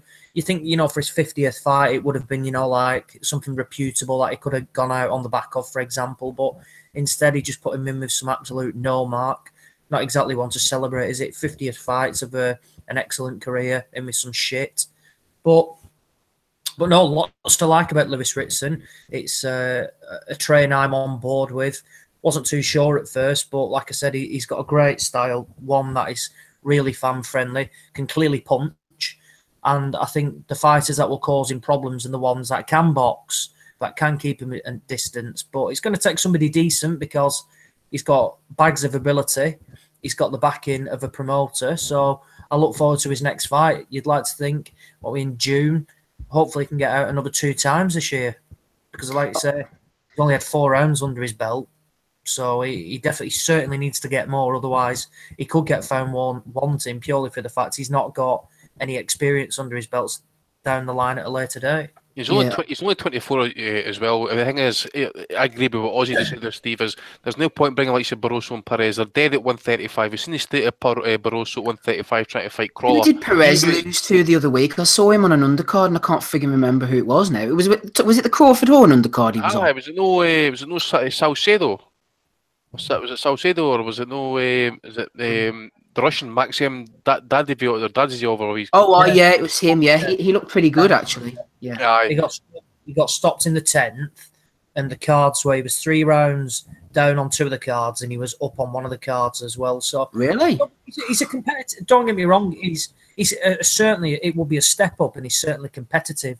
I mean, in my opinion, he beat Maurice Hooker back in 2016. Got jobbed on the cards. And it could be rounds as well, but then the thing is, if he knocks him out early doors, hyperboles in place again, then pushing him up in levels, class, and that, as I say, the European level is the safest route. It's like Cannon would bring it to him. That is going to be a firefight. I tell you what, see that fight got made in Newcastle. I'd go down for that fight, absolutely. That'd be absolute war. I think Zlatan would beat him. I can make it. I'm about to see it. Just make it. It'd be interesting to see because they can obviously sell tickets. I mean, they were bumming off the fact that he did 1,500 tickets himself. So that's something they can definitely build him off, which then gives them the ability to to bring over decent opponents as well. So I don't want to see a Barroso or a Perez next. Like we've said, they're both dead at that weight. Not interested in seeing those two again. But there's that Carney fight yet, definitely. He's actually got a fight scheduled for... Yeah, I saw that. He's fighting next week, I think. Thursday night in the Melrose Ballroom, Astoria, Queens. No idea where that is. Sounds nice, doesn't it? Yeah, so fuck knows where that is or what that's about. But it looks like it's a comeback fight. But no, it's a good shout, that, Andy. Ozzy, I'm thinking that Ritson's performance didn't do any favours for Kelly, really, because it was like chalk and cheese, wasn't it? And I put out about Kelly last night, how people, perceived his victory and his performance. Colin Roberts says that he thinks Kelly is overrated. Like Ryan Burnett, I can't take to them or their boxing style, says Colin. If Kelly moves up in levels, takes as many shots as he did at this level, he will be in a lot of trouble. He's deflated that crowd atmosphere in Newcastle too. I think the fact that Kelly's from Sunderland as well didn't help matters. But what do you think about Ritson was blasting through his opponent? Kelly, looked the polar opposite. It didn't help him, did it really? I agree, and it was pretty boring at times, to be honest. You're right. They kind of build it the wrong way around, didn't they? Lewis Ritson, chance to win the British title outright. He should have been the one topping the bill. They banged on about how he flogged all these tickets as well. And actually, when he got rid of Highland, that a lot of the arena left because they weren't interested in Kelly, which says a lot, really. But no, I mean, they clearly rate him. They clearly rate him. Like Adam Booth is basically looking to motor him. I forget who I saw. It was Brandon Rios or Victor Ortiz next for Josh Kelly. But I think you're looking at these guys like Molina. Whilst it was good on paper, he was washed up, and Hearn admitted that in an interview this week. Yeah, well, we knew he wasn't, like the best Molina, and it's what you're going to get with Ortiz or Rios. It's like, why do you want to see that? Why do you want to see him in with those two? Either or. It's not interesting. It doesn't get you up for it. Go and defend the Commonwealth belt against a couple of, like either domestic lads or something. Like some lads who are, like are worthy of, a chance. At the end of the day, his domestic level at the moment may have all the ability in the world, but I agree he gets caught a lot, and his style isn't great. It's not fan friendly, and it can be boring at times. But he's got loads of ability. He's a Commonwealth champion in his 7th fight. Got to applaud that. He's clearly, him and his team are open to fighting anybody. So let's wait and see. It might be one of these, like as the opponent steps up, you're going to see more and more of Josh Kelly and what he can do. But I don't want. I'm not a fan of all this, like real quick fast tracking stuff, because you don't want to see him make an unnecessary step up, which promoters have got experience of, and they fall short, and then they go back, like too many steps, and then take the easy route. But I don't know where they're going to go next. Like I say, I don't want to see either Rios or Ortiz. I mean, who cares about that? Who really cares? It'd be an abysmal fight. And I don't think they travel. I think they want shitloads of money to come over as well. I mean, they try from to a sales point of view, though, them kind of fights make sense because they're known for being in wars, and Ritson is being bigged up as a war merchant, basically. Yeah, well, it's not for Lewis Ritson. It's for Josh Kelly. Yeah, forget what I've just said. In the chat, Ozzy Shah Islam says that Ritson beat Kelly as an amateur. Yes, I read that actually as well. That's quite interesting because that could be a fight. I don't know whether Ritson was struggling at the weight for. I think he was a couple of ounces over, but he made the weight second time round. So I don't know if that is, like he's struggling at lightweight, or it's just one of those that he might have had some breakfast in the morning or some water.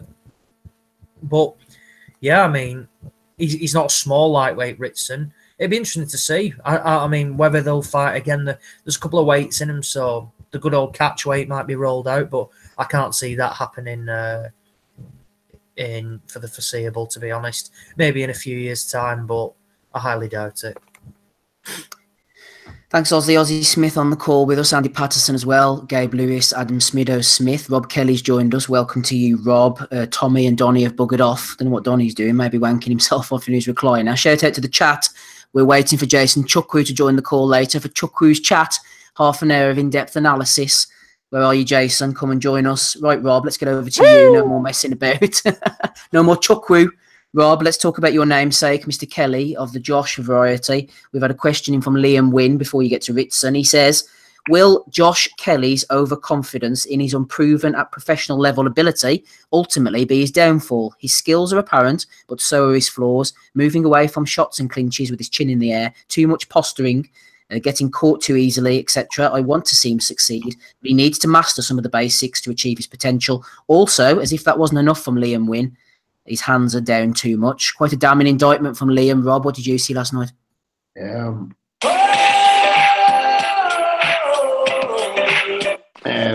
I'm on it. Yeah. Go on. No, listen, I kind of was, I'd echo the sentiment of that listener a little bit. And another listener sent us a message today pointing out that he has no head movement. I remember when the casuals were losing their mind when he hit someone with 5 left hooks, and I said at the time, show me the guy that gets hit with 5 left hooks without ducking, you know what I mean? I think you got to be very careful when people draw comparisons to fighters like Roy Jones and Lomachenko, like, and to put the pressure that they're putting on this guy, because although they rate him very highly and Booth rates him very highly, especially how Andy Lee and all that, speaking very highly of him as well, saying like how much talent he has, and he obviously does have talent. I think, and maybe he had an off night last night when he was getting clipped, but you know, the fight was quite one-sided in his favor, but he was definitely showing signs that he can get tagged, like, so. Like at welterweight, like there's so many killers at welterweight, like you'd worry about him maybe when he goes up in class that he might get found out. I think that's fair assessment. Like I don't think that's, you know, a harsh criticism or whatever. He does fight with his hands down. He does fight with his chin in the air. He does do a lot of posturing. And you know, I like that from a certain degree. Like I said, I like it from Roy Jones, like, you know what I mean?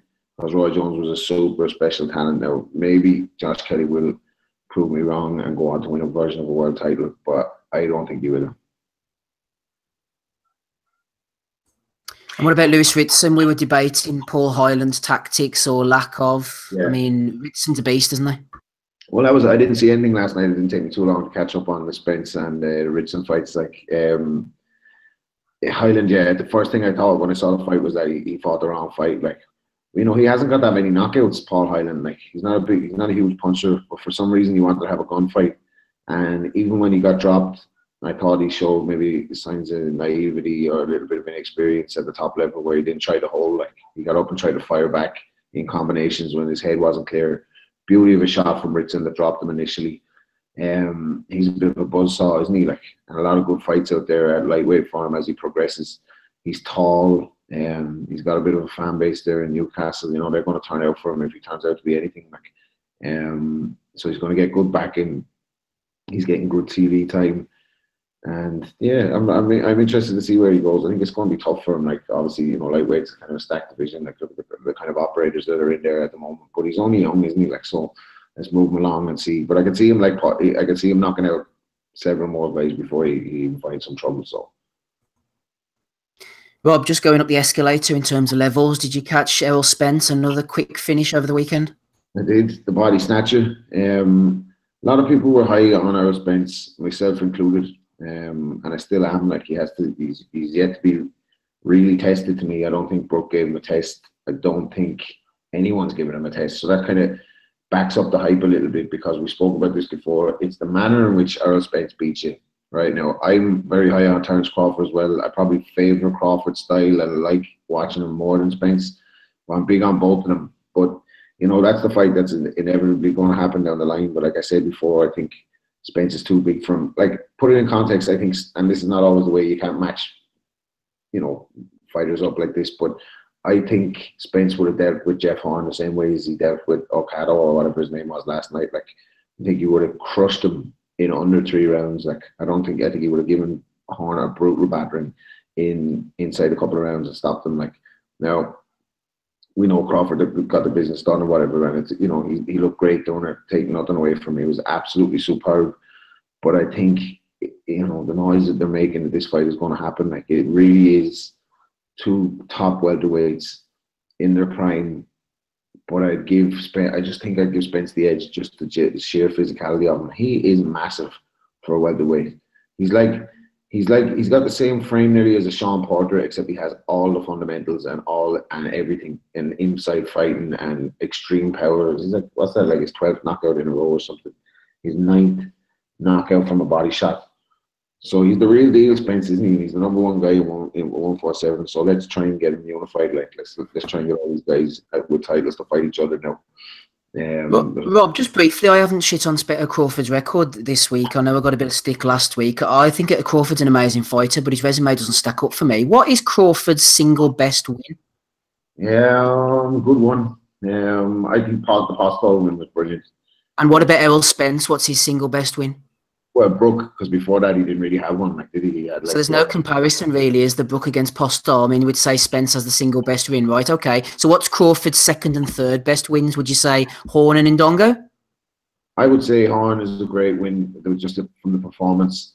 Ndongo was a good performance as well. Or Gamboa maybe instead of Ndongo. Gamboa was a brilliant fight as well. Like he showed signs where he had to do different things in that fight where he kind of came through a test against Gamboa. I guess in certain parts where he was dangerous. Like, so we're saying Horn and Gamboa then. So what about Spence? What's his second and third best wins? Are we saying maybe Peterson and would you say Algieri? What do you think?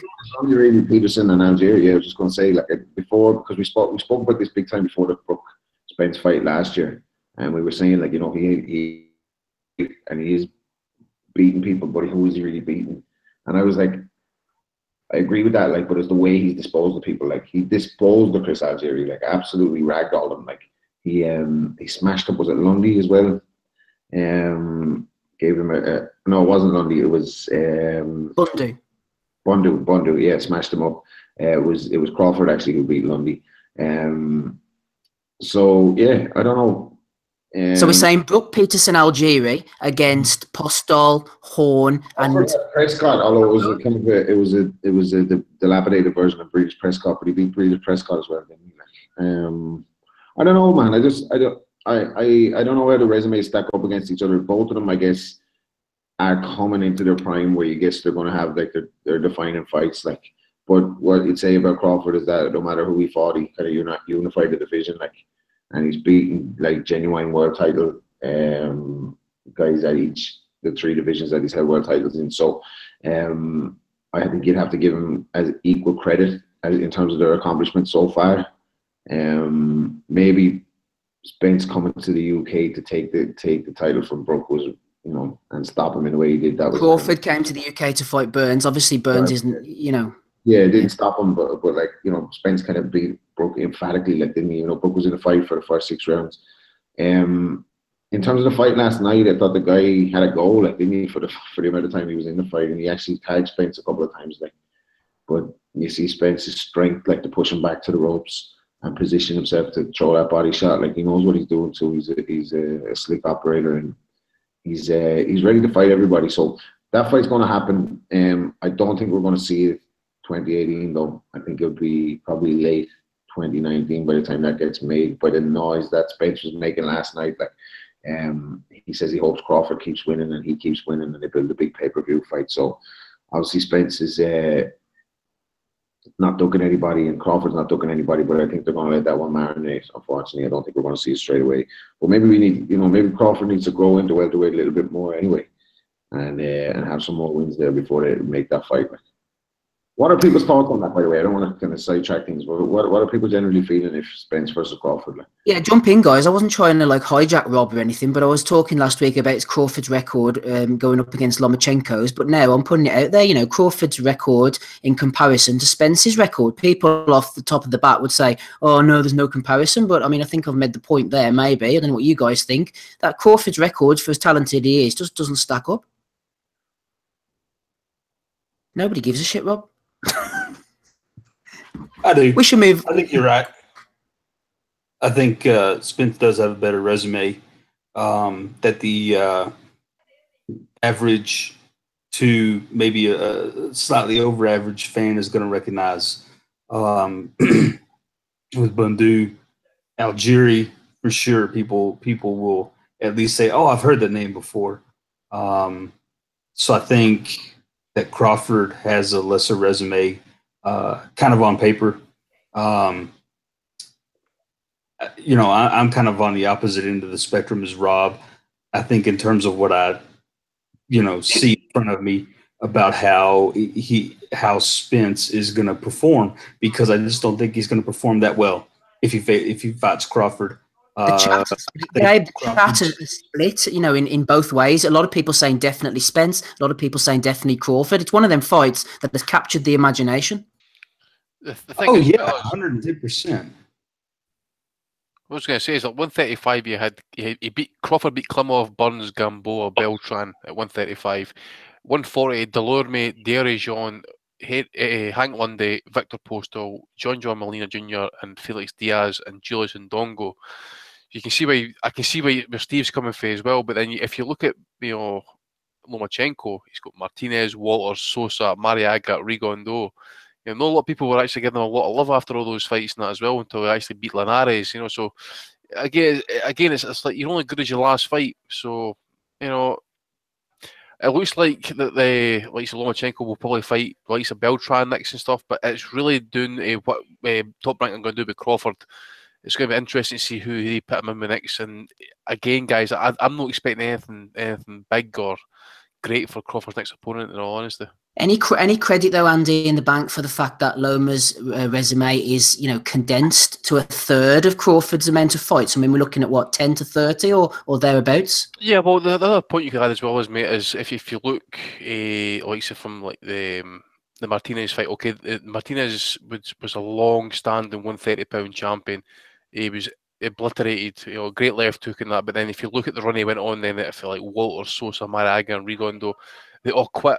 You know, he was just far different. And we were all asking the question, you know, can anybody basically stand up to him? Will the game rounds? You know, will Linares quit? And you saw at the end of the days, you know, Linares Lomachenko was probably technically, okay, no, the greatest fight of the year or a fight of the year contender, but technically, that is probably one of the highest class fights you'll see this year. Oh, I was just talking to our friend Mr. Chukwu in the chat. Shout out. Right, we're going to have to hurry the hell up here because we're on 9:30 already. Boxbet Beast was talking on Twitter earlier. He says, Ritson is an exciting fighter to watch. Did anyone know what's happened to Joe Pigford? Also a very exciting fighter. 13-0 with 12 knockouts. He was last seen over a year ago knocking out Aaron Morgan, also undefeated in the copper box. I would like to see Pigford. No defence whatsoever. If anybody in the chat knows what's happened to him, why he's not fighting. Oh, go on then, Ozzy. He was offered, I think, 4 fights by Frank Warren. JJ Metcalf was one of them. Asinia Byfield was another, and a couple of others. And he simply didn't want him. He kept knocking him back. And I think basically the Warren camp just gave up on him and basically said, look, you're not fighting anybody. We've offered you 4 opportunities. We'll part ways. So I don't know what he's doing now, but yeah, that was the reason why he simply didn't want to fight anybody that had a pulse. It's a shame, really, because he was really, really exciting. That fight with Aaron Morgan was great.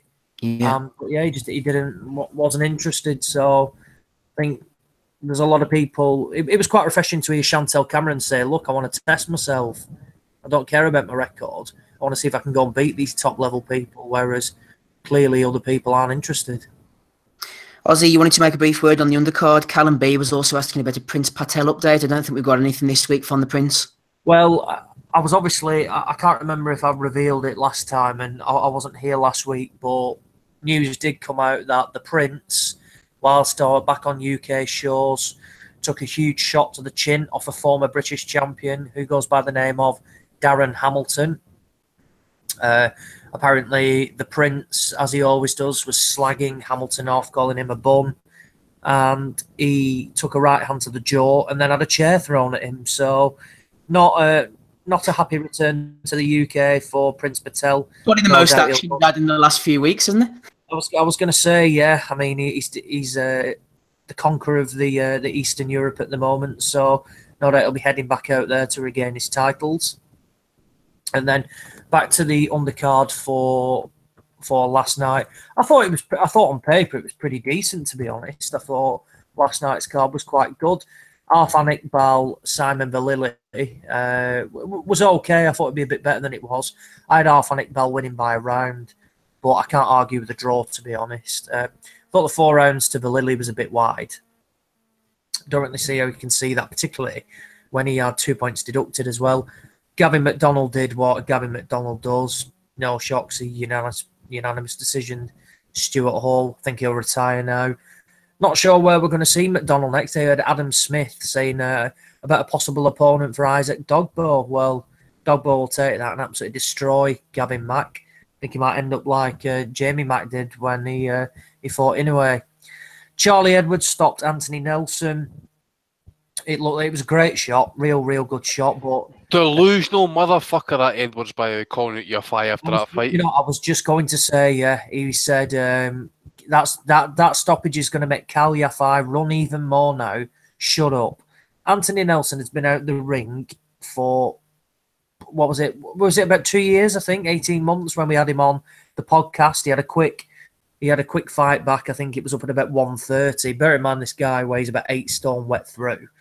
And like I said, it was probably just a bit too much. Great shot, but Charlie Edwards, nobody likes him, doesn't sell a ticket, so he obviously gets dumped on a card up in Newcastle. Good opportunity for Nelson to come back to, but was obviously a step too far. And that was really it, wasn't it? I think Jose Burton should have been on it, but he pulled off due to injury. A couple of young kids on there. Glenn Foote, he's on there. He's been put out to purse bids for a fight with Robbie Davis Jr. for the British title down at super lightweight. That'd be a brilliant fight. So that'd be interesting to see for Foote, and then obviously for Foote, sorry, and then Ricky Burns in with Ivan Nagay. I can't even say his name. It says it all. Who's that again, Ozzy? The number 1 super lightweight in Croatia, I'll refer to him as. But he was obviously no match for Ricky Burns, and he was stopped in the 4th round. Ricky Burns still thinks he's got a couple of big fights in him, so I wouldn't be shocked to see the Ritson fight, to be honest. I really wouldn't. I can't see what else they're going to get. They're not going to do the Crawler rematch. Campbell, no real interest. Like I said, they're lining Crawler up for that fight. So it's going to be interesting, unless he gets, he's selected as an opponent, for like as a defense of like a European belt or a world title or something. And I think it's going to have to be, like an in-house domestic fight where he can earn a few quid, to be honest. Otherwise, I don't see what Burns can bring now. They're not going to go back to Scotland with him. So I don't really know where he's going to go, to be honest. Yeah, we'll leave him. I think he's yesterday's news. British Boxing Blog asked us a question. He said, can anyone on the pod think of a fighter who's had such an impact in such a short space of time as Lewis Ritson, domestically speaking anyway? Friend of the pod and top technical expert Ben Faruqi jumped in. He said, I don't know what impact means, but at 16 fights, Amir Khan had won Commonwealth title and defended it 3 times. Nazim Hamed had won the EBU at Bantam and the WBC International with over 3 defences at Super Bantam. And Kell Brook had fought Ernie Smith 3 times. So thanks to Ben for jumping in and mentioning that. Also, shout out to friend of the pod, Dale Knockout Nichols. He's on YouTube, everybody now, so you can go over and listen to his videos. He's a new talking head talking about boxing.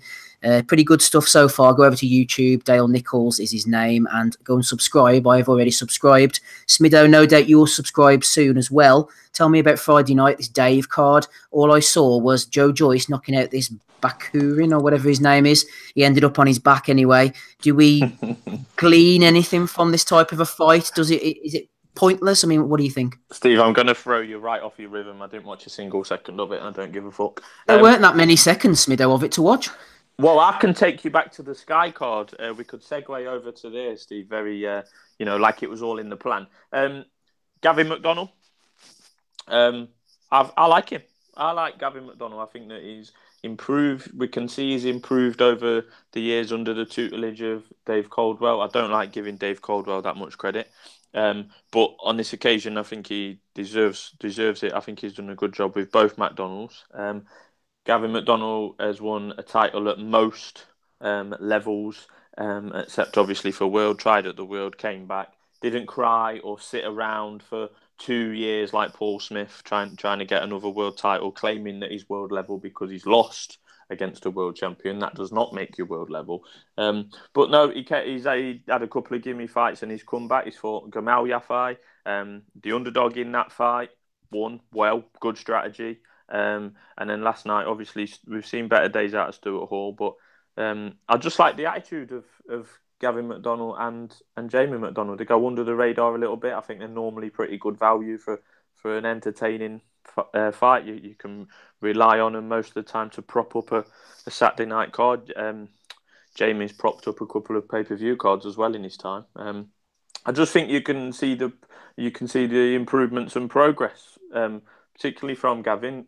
You know, I've been there in the Hull Ice Arena where he got rocked and was losing to Lee Wood until he landed one punch and then got the job done. I think that was for an English title, and you know he's still plying his trade and earning a few quid, and that Stuart Hall's past his best. That's fair enough. What else was on the undercard on the Sky on Sky? Valilia and Iqbal. Oh my word. They were absolutely exhausted after about 5 rounds last night, weren't they, the pair of them? We had points off for Vallily. He was absolutely knackered. Iqbal looks like he should be competing at light heavyweight at a minimum. The cards were absolutely all over the place. I think someone gave Vallily 9-1. Correct me if I'm wrong, Steve.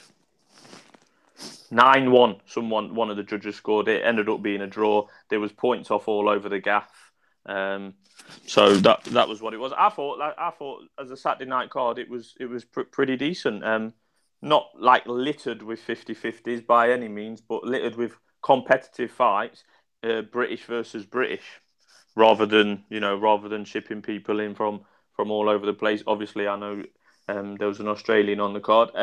Charlie Edwards, I know you just mentioned him. Steve Nelson's been out of the ring a while, had his problems that we've alluded to. I think he's been on the show, has he not, Mr. Nelson? But I think that was the best Charlie Edwards we've seen for a while. Looked confident, picked his shots pretty well, landed a beautiful uppercut to start the demise of Nelson, that put him flat on his face. Continued on after that.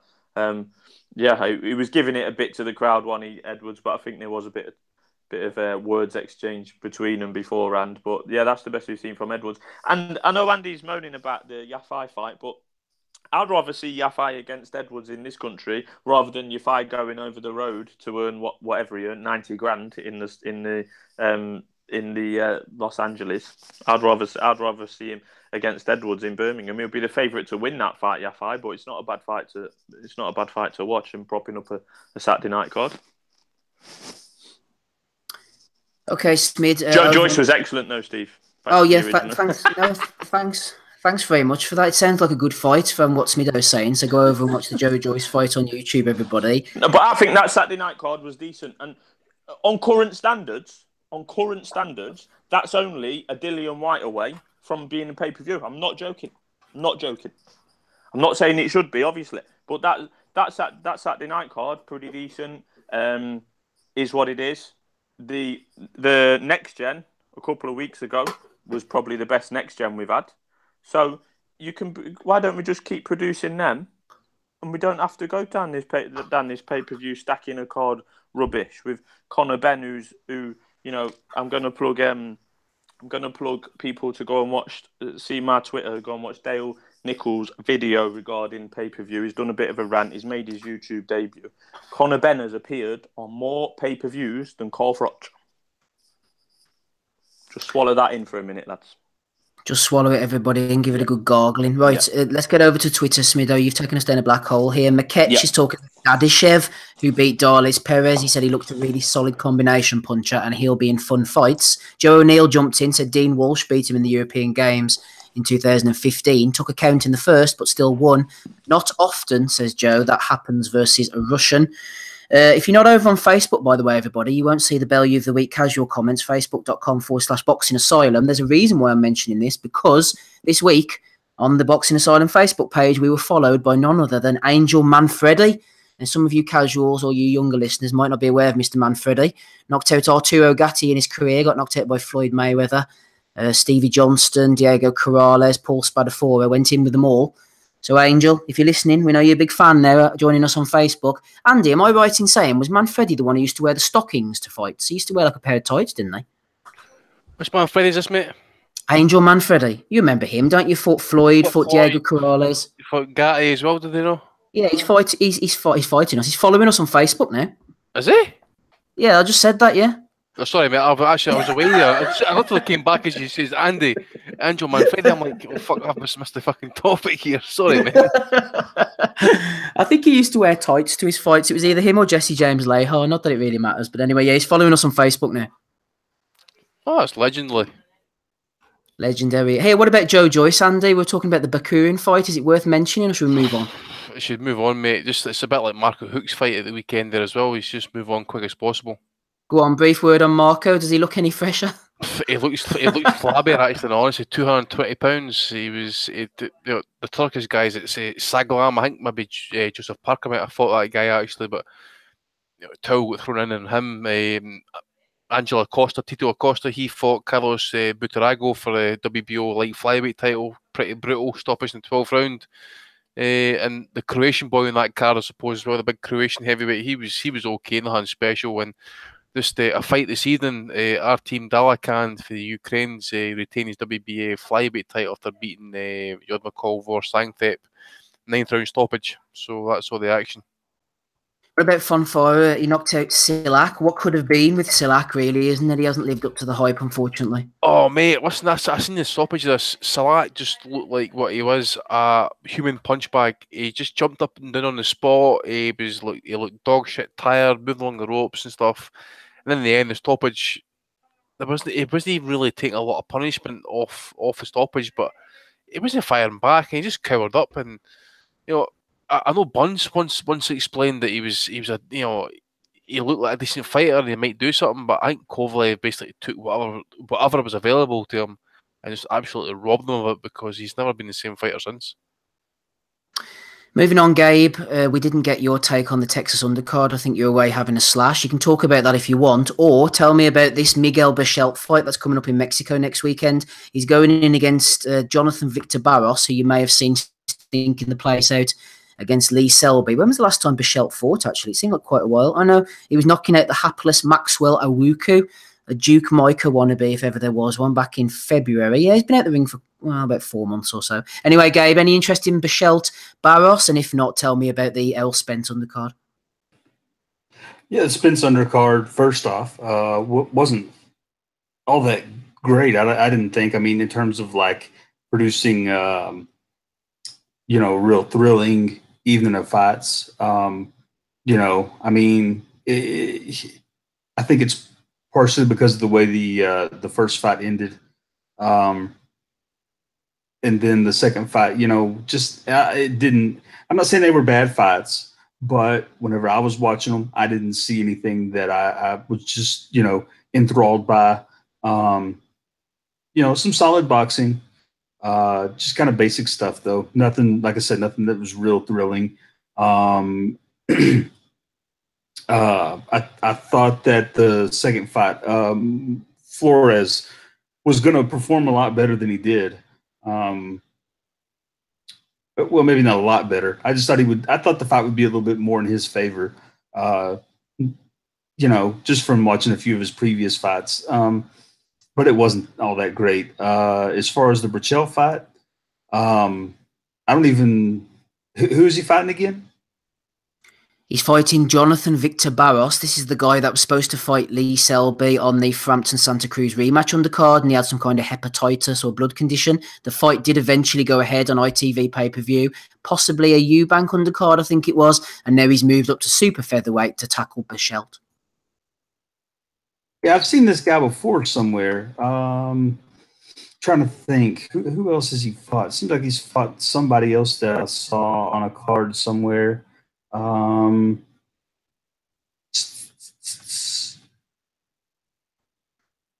know, Gabe. I'm looking down his record here. Garcia. Mikey Garcia? Yeah, Garcia. Mikey Garcia and Caballero. He actually beat Celestino Caballero in 2011, which is a good win. Yeah, that's pretty good. That's not bad. I knew I'd heard him before. It doesn't look like he's done a whole hell of a lot since then. I mean, he's won his share of fights and looks like he's done good. I'm not really recognizing a lot of those names on that list there. Of course, the Selby loss, which doesn't really surprise me. I watched the fight because I think Berchelt puts on decent shows, decent scraps. He's not a horrible fighter, so I'll check that one out if I can see it. I would think that this is a fight that's probably going to be pretty action oriented, just by the way Burchell fights. He's one of those guys that definitely mixes it up as opposed to staying back and pity patty boxing off the back foot kind of thing. So if you're looking for a fight that could be pretty good next weekend, I would recommend that one. Out of the ones that I know that are going on, I mean, not above anything else, but this should be a decent little scrap. You know about TV? What channel is it coming on? I don't know. I've clicked off it now, Gabe. I think it's on one of the Spanish, Hispanic channels or something. Probably so. I figure we could probably catch that one here in the States on Univision, something like that. Should be a good show, though. I don't see why it would be bad. Don't know what else is on that card. Maybe those shows. Also, Gabe, before you go, I just want to say congratulations this week. I know you're a big footy fan. Congratulations on winning the 2026 rights to host the FIFA Soccer Ball Championship. Congratulations, Gabe. Oh, yeah. You know, well, we in the States want to give the gift of ourselves to the world.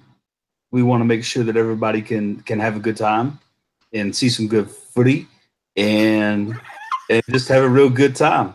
You know, we're a great place, and you're welcome to come over, watch some. Did you just call it footy? Yeah. I hope you die. That's like me coming to America and say, "Listen, do you want to go and watch the NFL?" I say, "Yeah, I like watching the egg chasing." You know, fuck me. I don't watch that shit. Let's go watch some footy. Yay! Fucking fuck me. It's fucking football. It's fucking nonsense is what it is. No, it's not. I tell you it's nonsense. It's an NFL game that's only meant to last fucking 60 minutes, last fucking 4.5 fucking hours. No, I agree with you there too. I don't watch that shit either. At GL Boxing Asylum, everybody on Twitter, go and follow Gabe. Plenty of recommendations from him.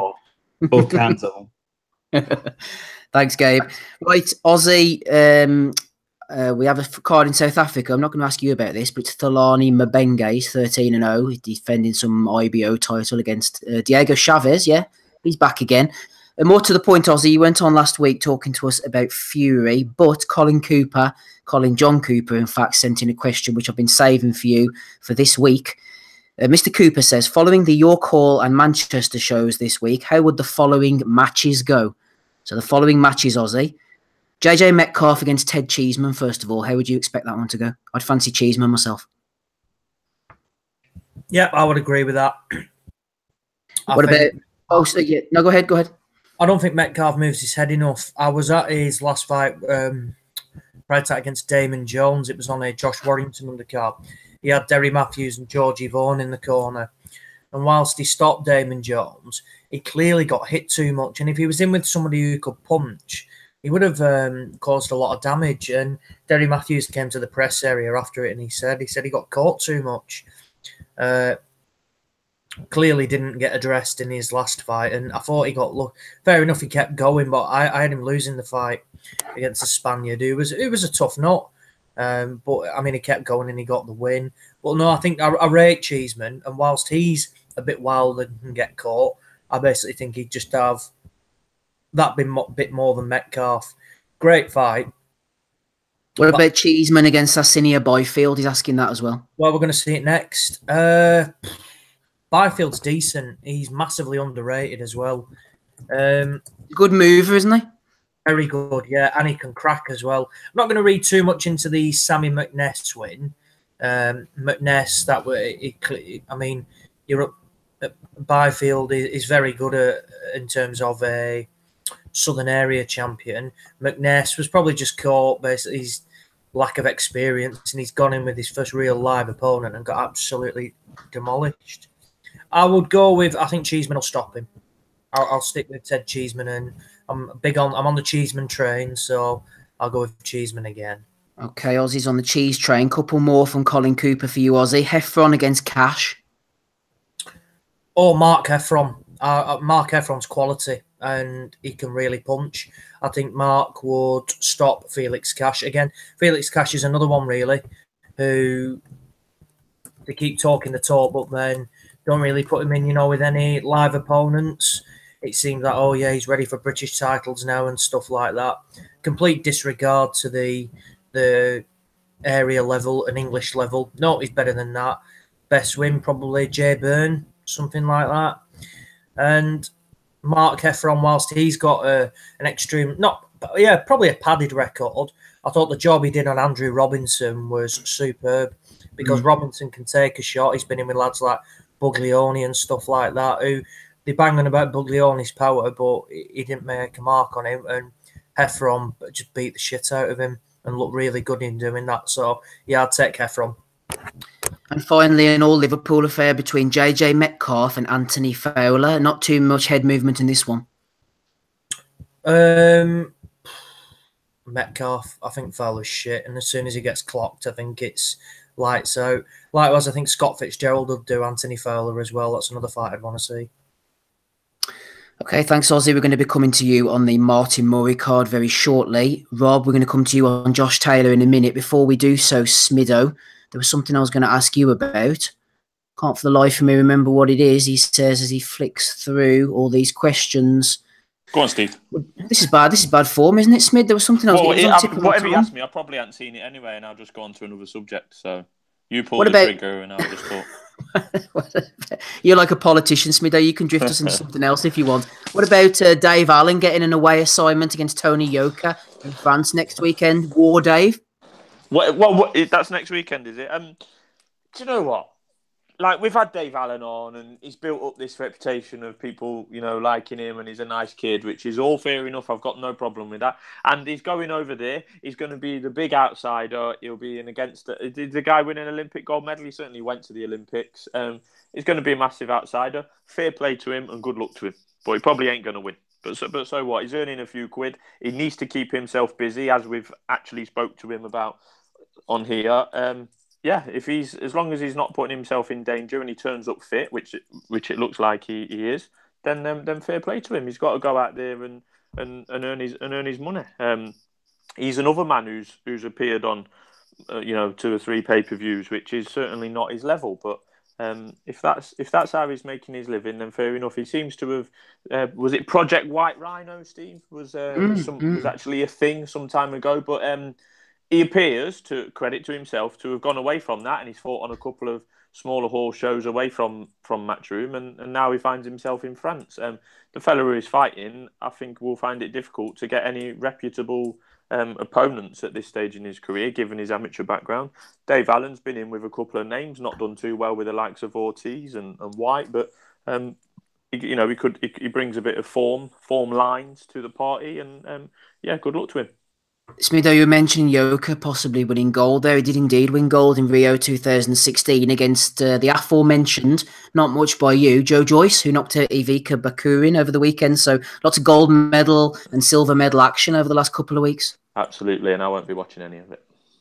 Okay, right. Rapping Rob Kelly, let's get you in on Josh Taylor against Victor Postol. Channel 5 will be televising this spectacular event from the SSE Hydro. A few of the lads here will be in attendance. Good fight, I think, for Taylor. Only been beaten once as Mr. Postol, 29-1. A lot of people seem to think Taylor is a shoe-in for this one, which again maybe ties back to the old Terence Crawford chat. You said Postol you think is possibly his best win. Then why is Taylor such a heavy favourite? I'm not trying to attack you here, Rob, but what do you think about Taylor Postol? I don't know if he is that much of a heavy favourite to me anyway. Like Victor Postol, like before the Terence Crawford fight, I think it was kind of like 50-50 with a lot of people like on who was going to win that fight. I don't think everybody favoured Crawford. A lot of people said that Postol could beat him. Like, and he's only had one fight since then over in Kiev against some guy that I can't pronounce his name. But he showed before that he was a very good fighter, especially in the Matisse fight. Where he made Matisse quit, I guess, from the eye injury. So I don't think it's a straightforward fight for Josh Taylor on like 12 fights. Like, I think it's a very, very tough fight. It shows that he's willing to go up in levels. He believes that that's the level he's operating on. He's coming off a couple of great wins himself. Maybe against kind of opponents, the last 2 opponents are guys that have seen better days, but Josh Taylor got it all. Like he's a really good boxer. He can punch a bit. He's got kind of ring IQ. So it would be interesting to see if he can beat Victor Postol. I guess it's time to move him on up, like, isn't it? Because Postol's a top level operator to me anyway. So if we can beat him after 12 fights, that says everything you need to know about Josh Taylor. Like, and I don't know if it's going to be a straightforward night. I think there might be periods in the fight where it might get away from him, but I think on activity he might shade it against Postol. I think he's going to win by decision, though. I don't think it's going to be a knockout. I think he could win a close decision. On the undercard, Lee McGregor 3-0 is going on in against Good Luck Marema. Good luck to him. He's 22-2. Where do the problems lie for Josh Taylor, Andy? Postol is a big, tall, spidery character. You may or may not remember Hater Dave Loback, who occasionally appears now and again, saying that Postol would go on to have a better career than Vladimir Klitschko. We all know what Hater Dave Loback's at, but see, all joking aside, Taylor, explosive southpaw at times. Postol, he's tall, he's wiry, he's rangy. He could get hold of him. Where do the issues lie for Taylor here? Other than the jab, if he gets crazy, there is no issues, no problems whatsoever for Josh Taylor in this fight.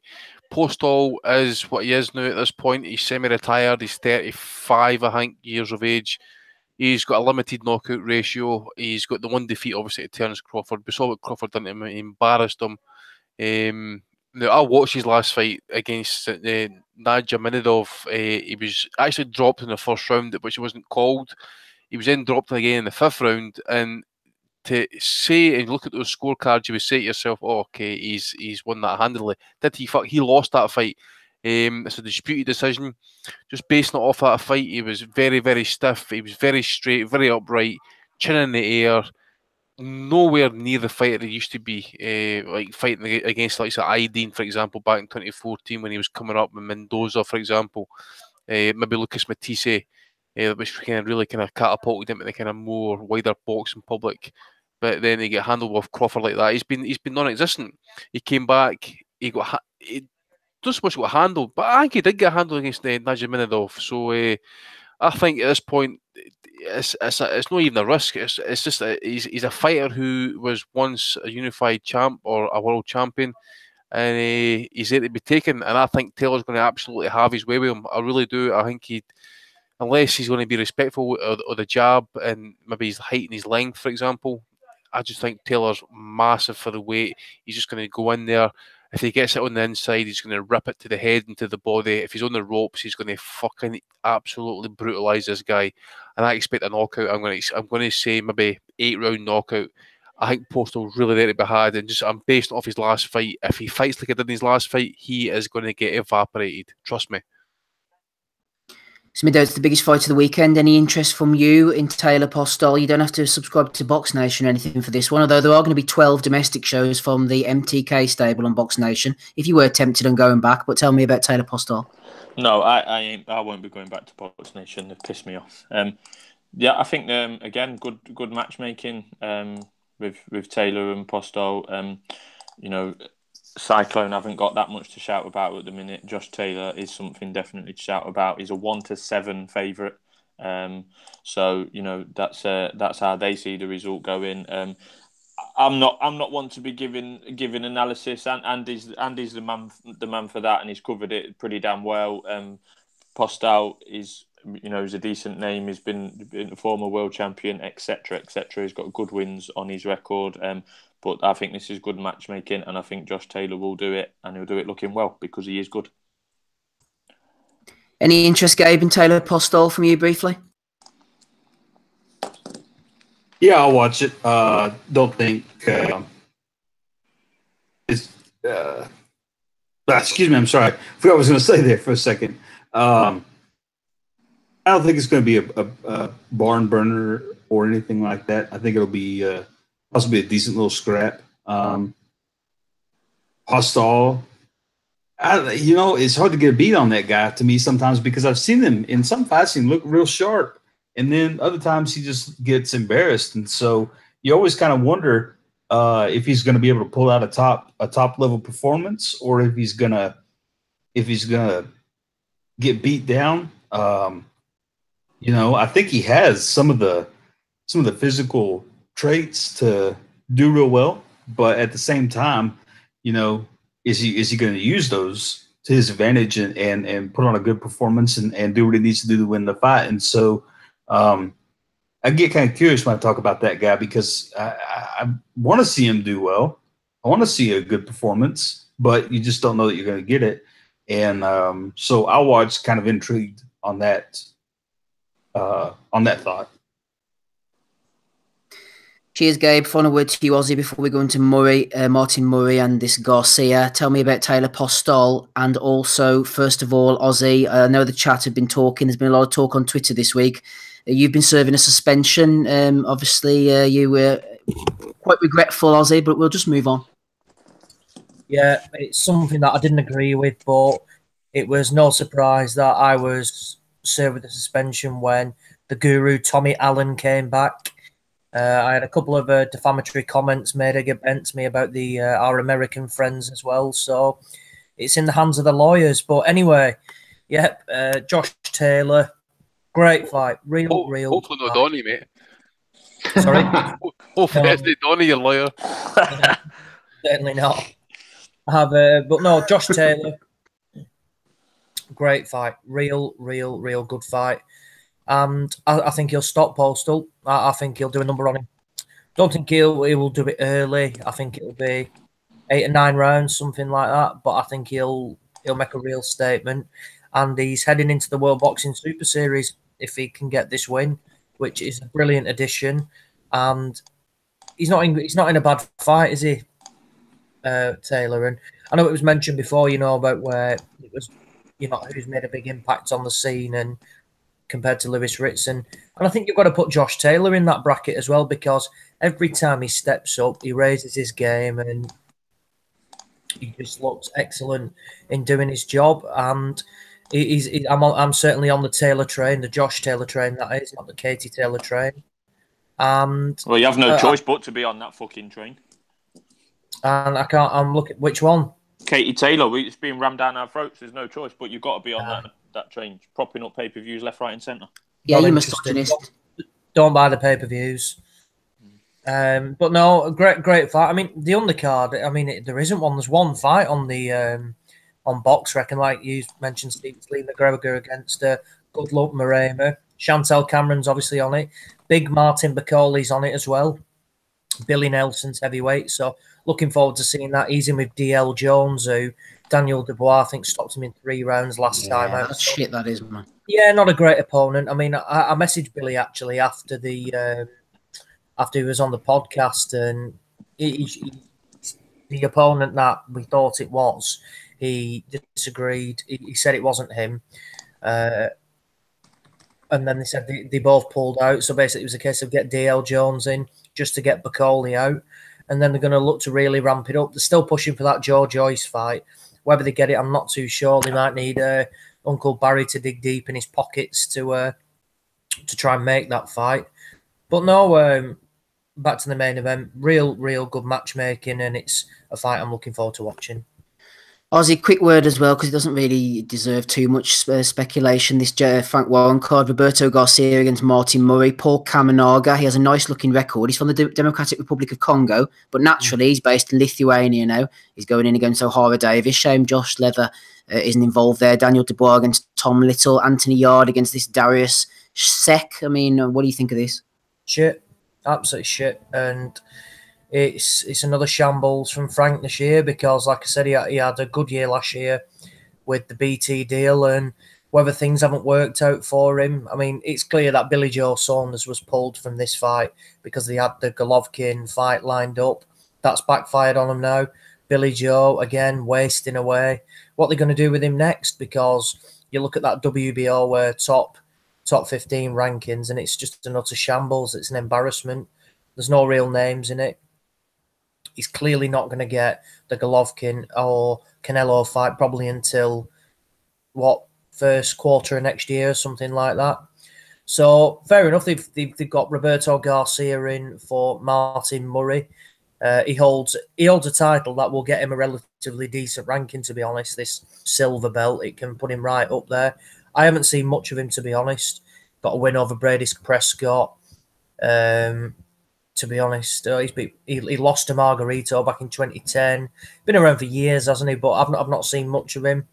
Depends what Martin Murray's got left. Kamanaga, obviously Josh Leather. I found out a few weeks ago he's pulled out from the fight. I was told originally that he was taking an extended break from the sport. He was training down in Wales with Gary Lockett, and him and his brother were living basically in the gym there. It's quite a big Lockett's gym, and they had like a facility there, which was like, like a bit of a bed sit of sorts. So they were staying there during the week because they're from Guysborough up near Middlesbrough.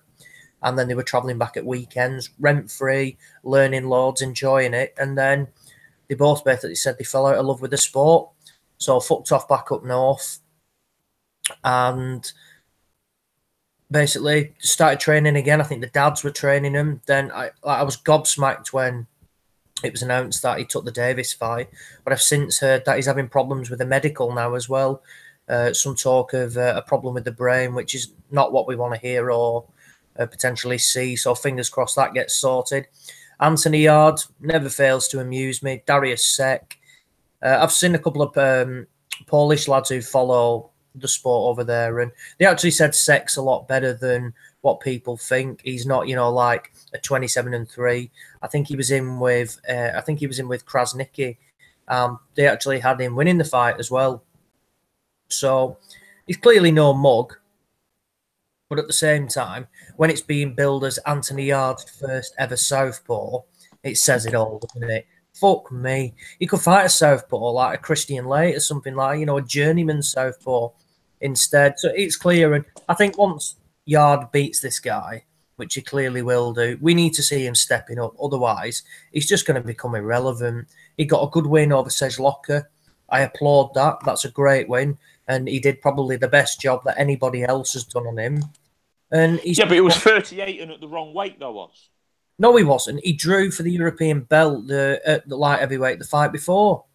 So it's not a bad win, that. I just think that, when we was at the height of Buglioni and Burton talk, I think it was last July, we said, we're going to get a top 10 opponent, and what we get delivered is Norbert Nemasapi or whatever his fucking name is. Horrendous, yeah. And the funny thing, you go off, that absolutely abysmal. But the Sejloka fight, you've got to give him credit for. Sejloka did draw for the European title, the proper European title, the fight before, and then he went and did a number on him. But then after that, he's coming against garbage again.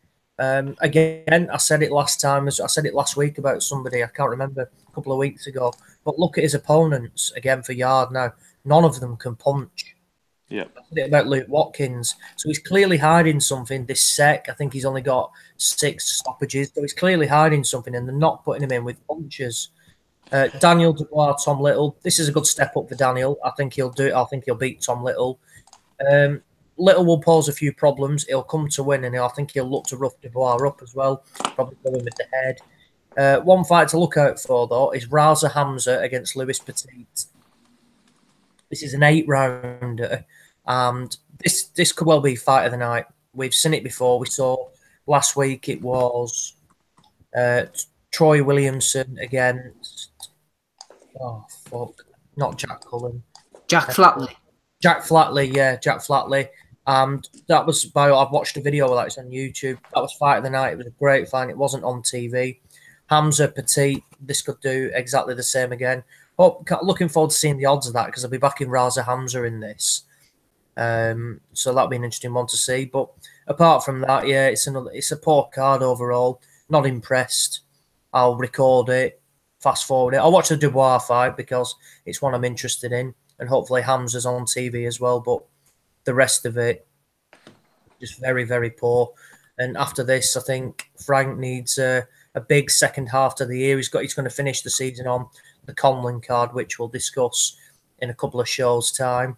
He's got a press conference tomorrow, I think it is, announcing Carl Frampton's fight at Windsor Park. Yeah, that's right. Tyson Fury's on there. Paddy Barnes is going to be in there. He's going to be against Sho Kimura for that WBO world title as well. So makings of a decent card there as well. But no, Frank, he gives it, like we're at the same level of Matchroom and things like that. But when you get constant pullouts from your top boys like Billy Joe Saunders, it makes you a laughing stock, and it's not something that we want to see, because he bangs on about the fans, yet it's the fans who suffer when they're buying train tickets that can't be refunded, hotels, tickets, things like that. So we want to see improvements. Is this on BT this week? Only BT. This is on BT and Box Nation. This. Oh, BT is showing it, right? Okay, because they were going to originally show Saunders. Would that have been this week? No. Yes, yeah. Every BT will show every Frank Warren card now. But I think from basically the second half of the year, we're going to see like Fury, Frampton. He's only going to be a BT star as well. And I think we're basically going to see Box Nation sizzle out now, and it's going to be a focus a lot more on on the cards from abroad. And then they've obviously signed this deal with MTK. MTK is stepping up their smaller hall shows now with opponents. Got Lee Markham, Vijender Singh, good fight. And to be honest, I wouldn't mind it if Box Nation did, say they did a Goodwin show, and then they did like a Steve Wood show and things like that, because I think people would benefit from that. I'd rather see that, than just see, simultaneous viewing with the BT stuff. If they did start showing more of the smaller hall stuff from across the country, I think that would be good. Whether we'll see that, I'm not too sure. But well, MTK have a good stable, Ozzy. They'll have a good shot at it anyway. Definitely, yeah. And 12 shows a year is pretty decent. It can be one a month, and it's obviously they've got MTK Scotland, London, Global, so they've got shows all over. So it's going to be interesting. But I think Box Nation's changing. It's changing its product now, isn't it? At the time, it was basically Frank's. It was his baby. It's his. He needed it to stay alive. But now he's got the big BT deal, a multi-year deal now. Box Nation can kind of go on the back burner because he doesn't need to go through it. So in terms of subscriptions, if you have BT anywhere, you don't need to subscribe to Box Nation. And now all the bigger fighters, like I say, Fury was only on BT last week. Frampton, he's only going to be on BT. The bigger names and the bigger fighters, I think, are only going to be basically BT exclusive, and perhaps some of the lesser ones like Murray next week, Conlon at the end of the month, that's on Box Nation as well. They're going to broadcast them across both channels. Yes, so Taylor Postol is the big fight for next week. They're not really too much more to be getting excited about. I don't know, next Saturday night, maybe time to take the wife out. Take somebody else's wife out. It's a lot more fun if you don't get caught. Hit me up in the chat if you know what that film... what film that line is from. Right, okay, so we've got a few more bits and pieces to get on with. Stormtrooper has said, is there going to be a Smith Jr. tribute tonight? Not so much a tribute, but I am going to ask everybody in a minute to give me, very briefly, 30 seconds, their favourite Smig moment over his career. Could be in the ring, could be out the ring. Favourite Smig moment. Can't wait for this, boy. Can't wait. Hold fire, Andrew. Keep your peace in your pants. We're going to be coming to you very shortly. Hold fire. The Belly of the Weeks will also be coming up soon. Next week, we're going to have all the Canelo Golovkin chat. I know there's been a lot of good questions coming in, historical things. Ben Thorns has asked a good question about Marvin Hagler. We're going to save all that for next week because there's not too much getting on. If you are in the chat, go and hit the thumbs up button. You know you love us, especially you, Jason Chukwu. Shout out War Chukwu. Right, let's get on. Let's get on with this then. He's a fucking bum. A fucking bum. So he is. He's washed up. Right, we're going to come to you first then. So, favourite Smig moment, yes. Andrew. Can you concisely put it down to just one? Yes. Go ahead. Okay. I forget the date at the minute, but it was the night Ricky Burns fought Michael Katsidas for the lightweight title at Wembley Arena. I'm sitting ringside for this fight, and Paul Smith fights George Groves. And I'm literally sitting in line with this fucking shot, and George Groves just lands a picture-perfect right hand in the middle and just knocks out Paul Smith. And you can see Frank Warren beside himself at ringside. That was one of his ticket sellers and stuff. So I would need to say that I was actually at ringside to see Paul Smith get absolutely bludgeoned off George Groves, which was absolutely glorious. So he's a cunt anyway. Solid start from Andy. Just to say, Andy, are you blocked by Smigger? Yes or no? Yes, absolutely, mate. I was. I've got 3 other accounts that have been blocked as well. So good stuff. Right, Smido, on to you. Favourite Smig moment in or out of the ring? First of all, start us off. Are you blocked by Smigger? Yes. I saw him at Haydock Racecourse last Saturday. Babe was fat as fuck, eh? Looking fat, yeah. Yes. I can't report on any misbehaviours because I only saw him briefly, but yeah, it was definitely him. Now, my favourite really was the fact that he got battered by Arthur Abraham in the first fight. One of the judges had it pretty close, so we got a rematch. It's probably not my. It's difficult to describe as a favourite moment. I think that was almost a watershed of the matchroom definition of being world level. If you lose to a world title holder, that is a completely incorrect facade that they have created. But yeah, that was the start of that. So that's really a low light. The highlight was pretty much, as Andy said, he got absolutely blasted by George Groves. I think it was in the second or third round. That was pretty damn good. Good riddance. Good riddance, says Adam. I'm going to say my favourite moment was recently whenever he was commentating at ringside. I can't remember the exact show, but he had this suit that just wasn't fitting. It was so tight, and he had this big, massive, bulging head and a couple of chins and a huge Jim Royal beard. Was it the night that fucking Pricey had on that pre-mark suit? I bet no. I think it was. Was it? I think it was. He turned up with that pre-mark suit. That's fine. You know what he looked like? That suit on. He looked like, remember when Del Boy got Rodney that fucking overcoat? Have we finally then? Are we finally able to find the episode where Andy went on his original rant about that suit? Because that is Boxing Asylum Gold. That one. I don't know if we could find it or not. There's been that many. If anybody can tell us a date, possibly when David Price wore that suit, we'll find out that episode. Give us a date, please. Yeah, it'd be difficult to find. This is episode 279, but there've been all extras as well that weren't numbered. There's well over 300 shows by now, so good luck finding it. Someone's bound to know. That's Steve saying he's not finding it anyway. Exactly. I'm not finding it either, so listen to listen, there's some weirdos listening to us by now, so there might be some fucking weirdo that's got the date and date stamp or something shit, you know. People on the chat are mentioning, Danny Young, Weirdo Extraordinaire. Shout out to our friend Danny, Patreon subscriber. He said, I found that episode the other day. I will check it out now. Thanks for that, Danny. Oh, cheers, Danny. Come on, Danny. Good guys, Danny. Good guys. Been on the show before. Fat Apple said his favourite snigger moment. Oh, yeah, I had a question of Danny, actually. I forgot all about it. Sorry, Danny, I'll ask it next week. I've forgotten about you again. I know you're not a weirdo, Danny, mate. You bought me a drink in Riga, mate. I bought you a few. And your old man's a legend, by the way. What a mad shagger he is, but good man is Ricky. Licky. Danny knows what I'm talking about. Yeah, Smigger moments. Fat Apple said coming in overweight against Andre Ward. Is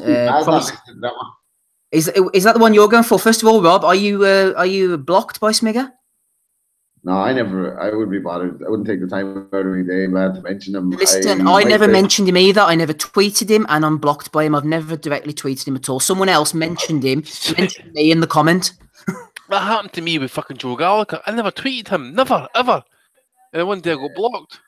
I don't know. Like, fellas are super sensitive. I don't know. Like, Smith seems to be, I don't know him. I never met him. But like from what I've heard on the talk is that like he takes very unkindly to being Twitter trolled, which I guess is not fun if it's happening all the day long. You know what I mean? People are saying all sorts of stuff. But in terms of, let's just judge him as a fighter. He went out badly, didn't he? Every time he got close to the top level. Fucking glorious, eh? Well, he never beat the Gale. He never beat Groves. He never made weight for the Andre Ward fight, came in over and still got smacked around the place in a rare Andre Ward stoppage. Like, and I thought he was going to stop with a heart attack that night, not from punches. Like, I thought it was abysmal what he did. He gets a big opportunity against a big name fighter in the world, and they're building it up like this big Cinderella man story. Like, and he doesn't even bother making weight. Like, but we don't know the reasons for it. You know, there's personal reasons that we don't know. Yeah, we don't know the reasons for it. Can't stop eating. That's one of the reasons for it. Went out against Zoy. Was it Zoy that beat him in his last fight? Like, yes. Yeah, he like beat him the last round like a fucking spud. Decisively beat him. Wasn't even in the fight. Like, so anytime he stepped up, I think who did he give a close fight to once? Nobody. And then they lived off. Arthur Abraham. Arthur Abraham schooled that fucking fat ass. Yeah, whatever they said. The Sky narrative was like they gave him that he had a close fight with Andre Abraham, and that's somehow justified what a title shot, like, you know, and then you look at like the likes of John Ryder there, like, who hasn't had a shot against Saiga yet, who probably could beat Saiga, like. I'm wondering what his best win is, though. I'm wondering what his best win is. Smiggers, like, I mean, you know, what is it? Tony Quigley? I don't know. Tony Quigley or Tony Dodson or what? To put it in perspective, he announced his retirement today, and I already thought he was retired after the Saiga fight. I thought that was just a done deal. I thought that was just assumed. Like, I didn't think we were going to see you again, like, after that. So yeah, good luck to him, though. You know, good luck to him. Made a few quid anyway. Right, Gabe, I don't know how much opinions you've got on this. I know that you only got the pleasure of seeing Paul Smith stateside once. That was in Oakland against Andre Ward. Favourite Smigger moment, Gabe? And first of all, are you blocked by the great man? I don't think I am. I don't even give a rat's ass if I am or not.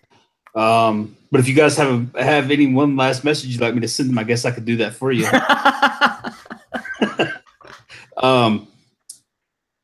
Yeah, I don't. The Arthur Abraham knockout. I seem like I watched that one maybe somewhere on a stream or something.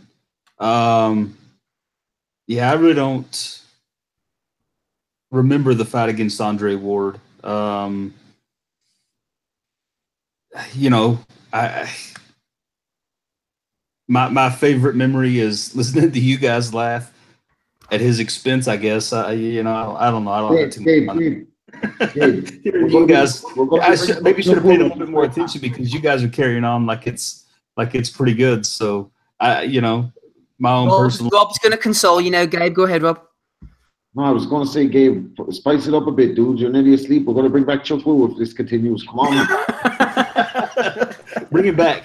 Chuck, get your ass on the pod, my friend. Yeah, I don't know. I mean, I remember seeing the Andre Ward fight to some extent. I mean, you just kind of got thrashed around.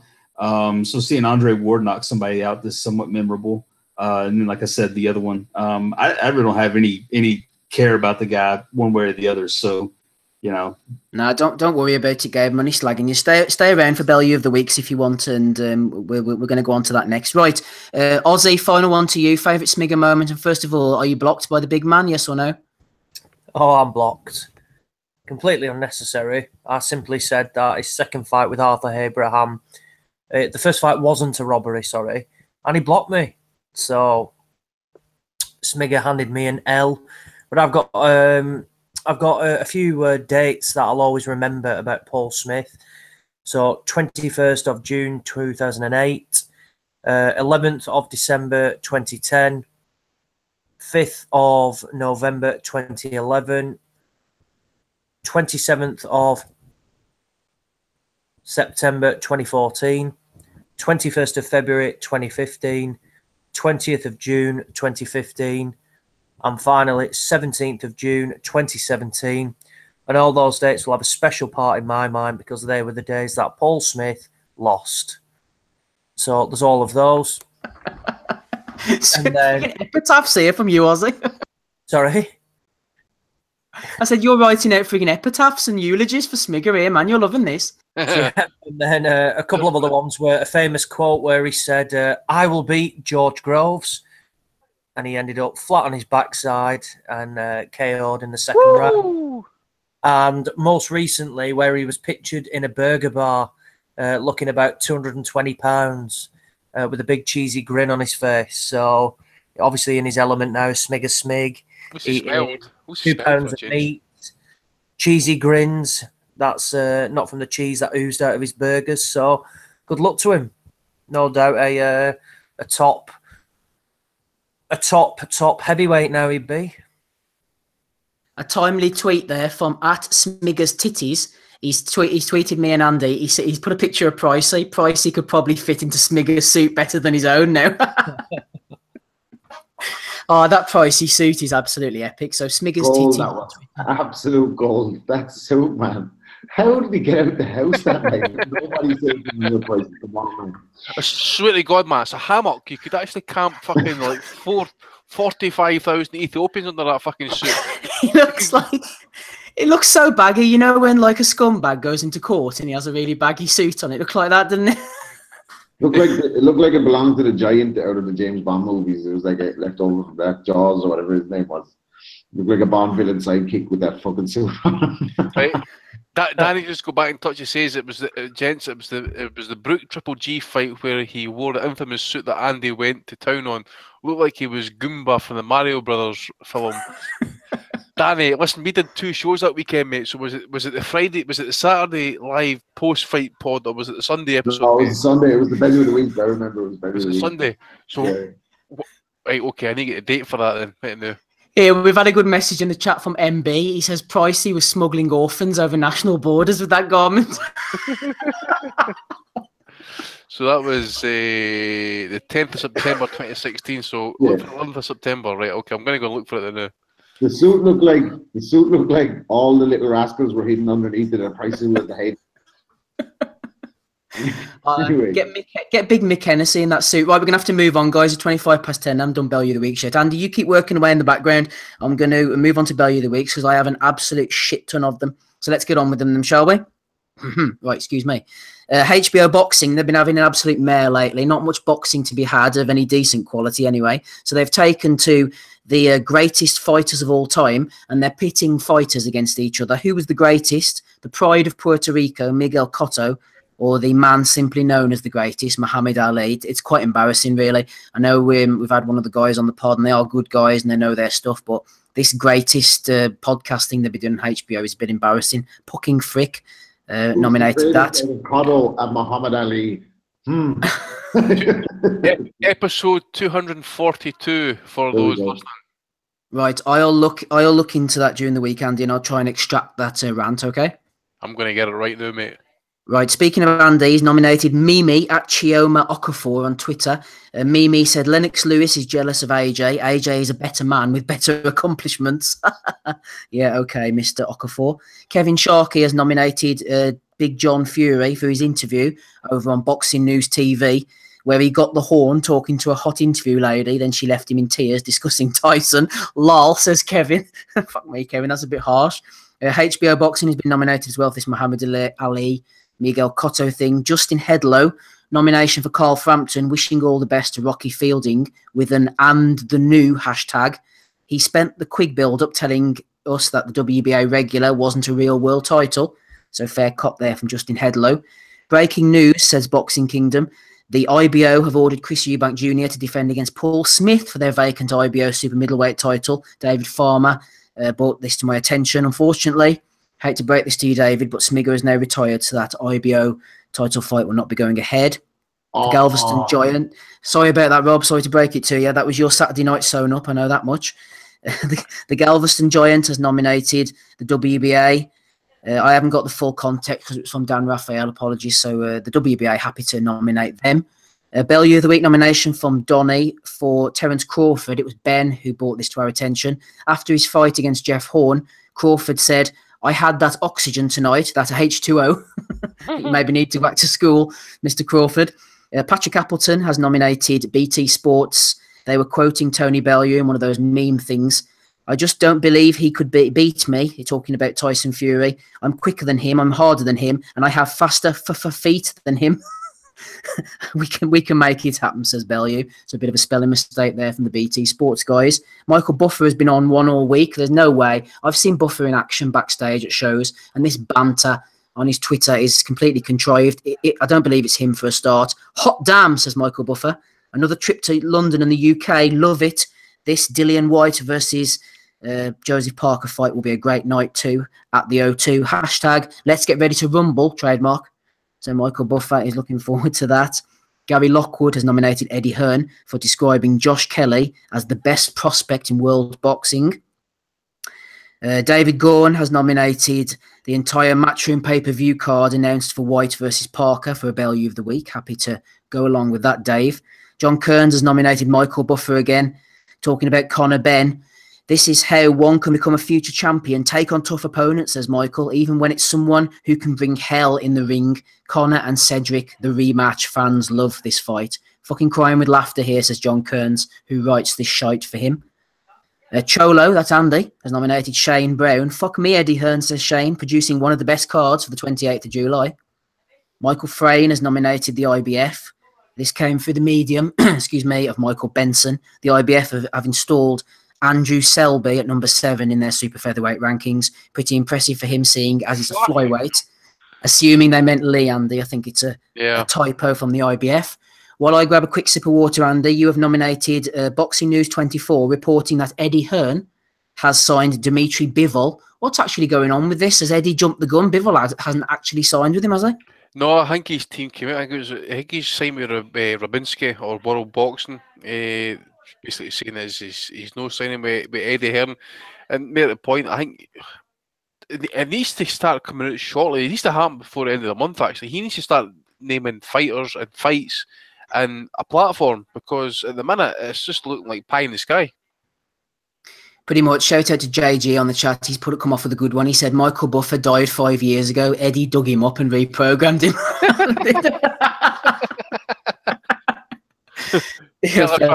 Fuck me.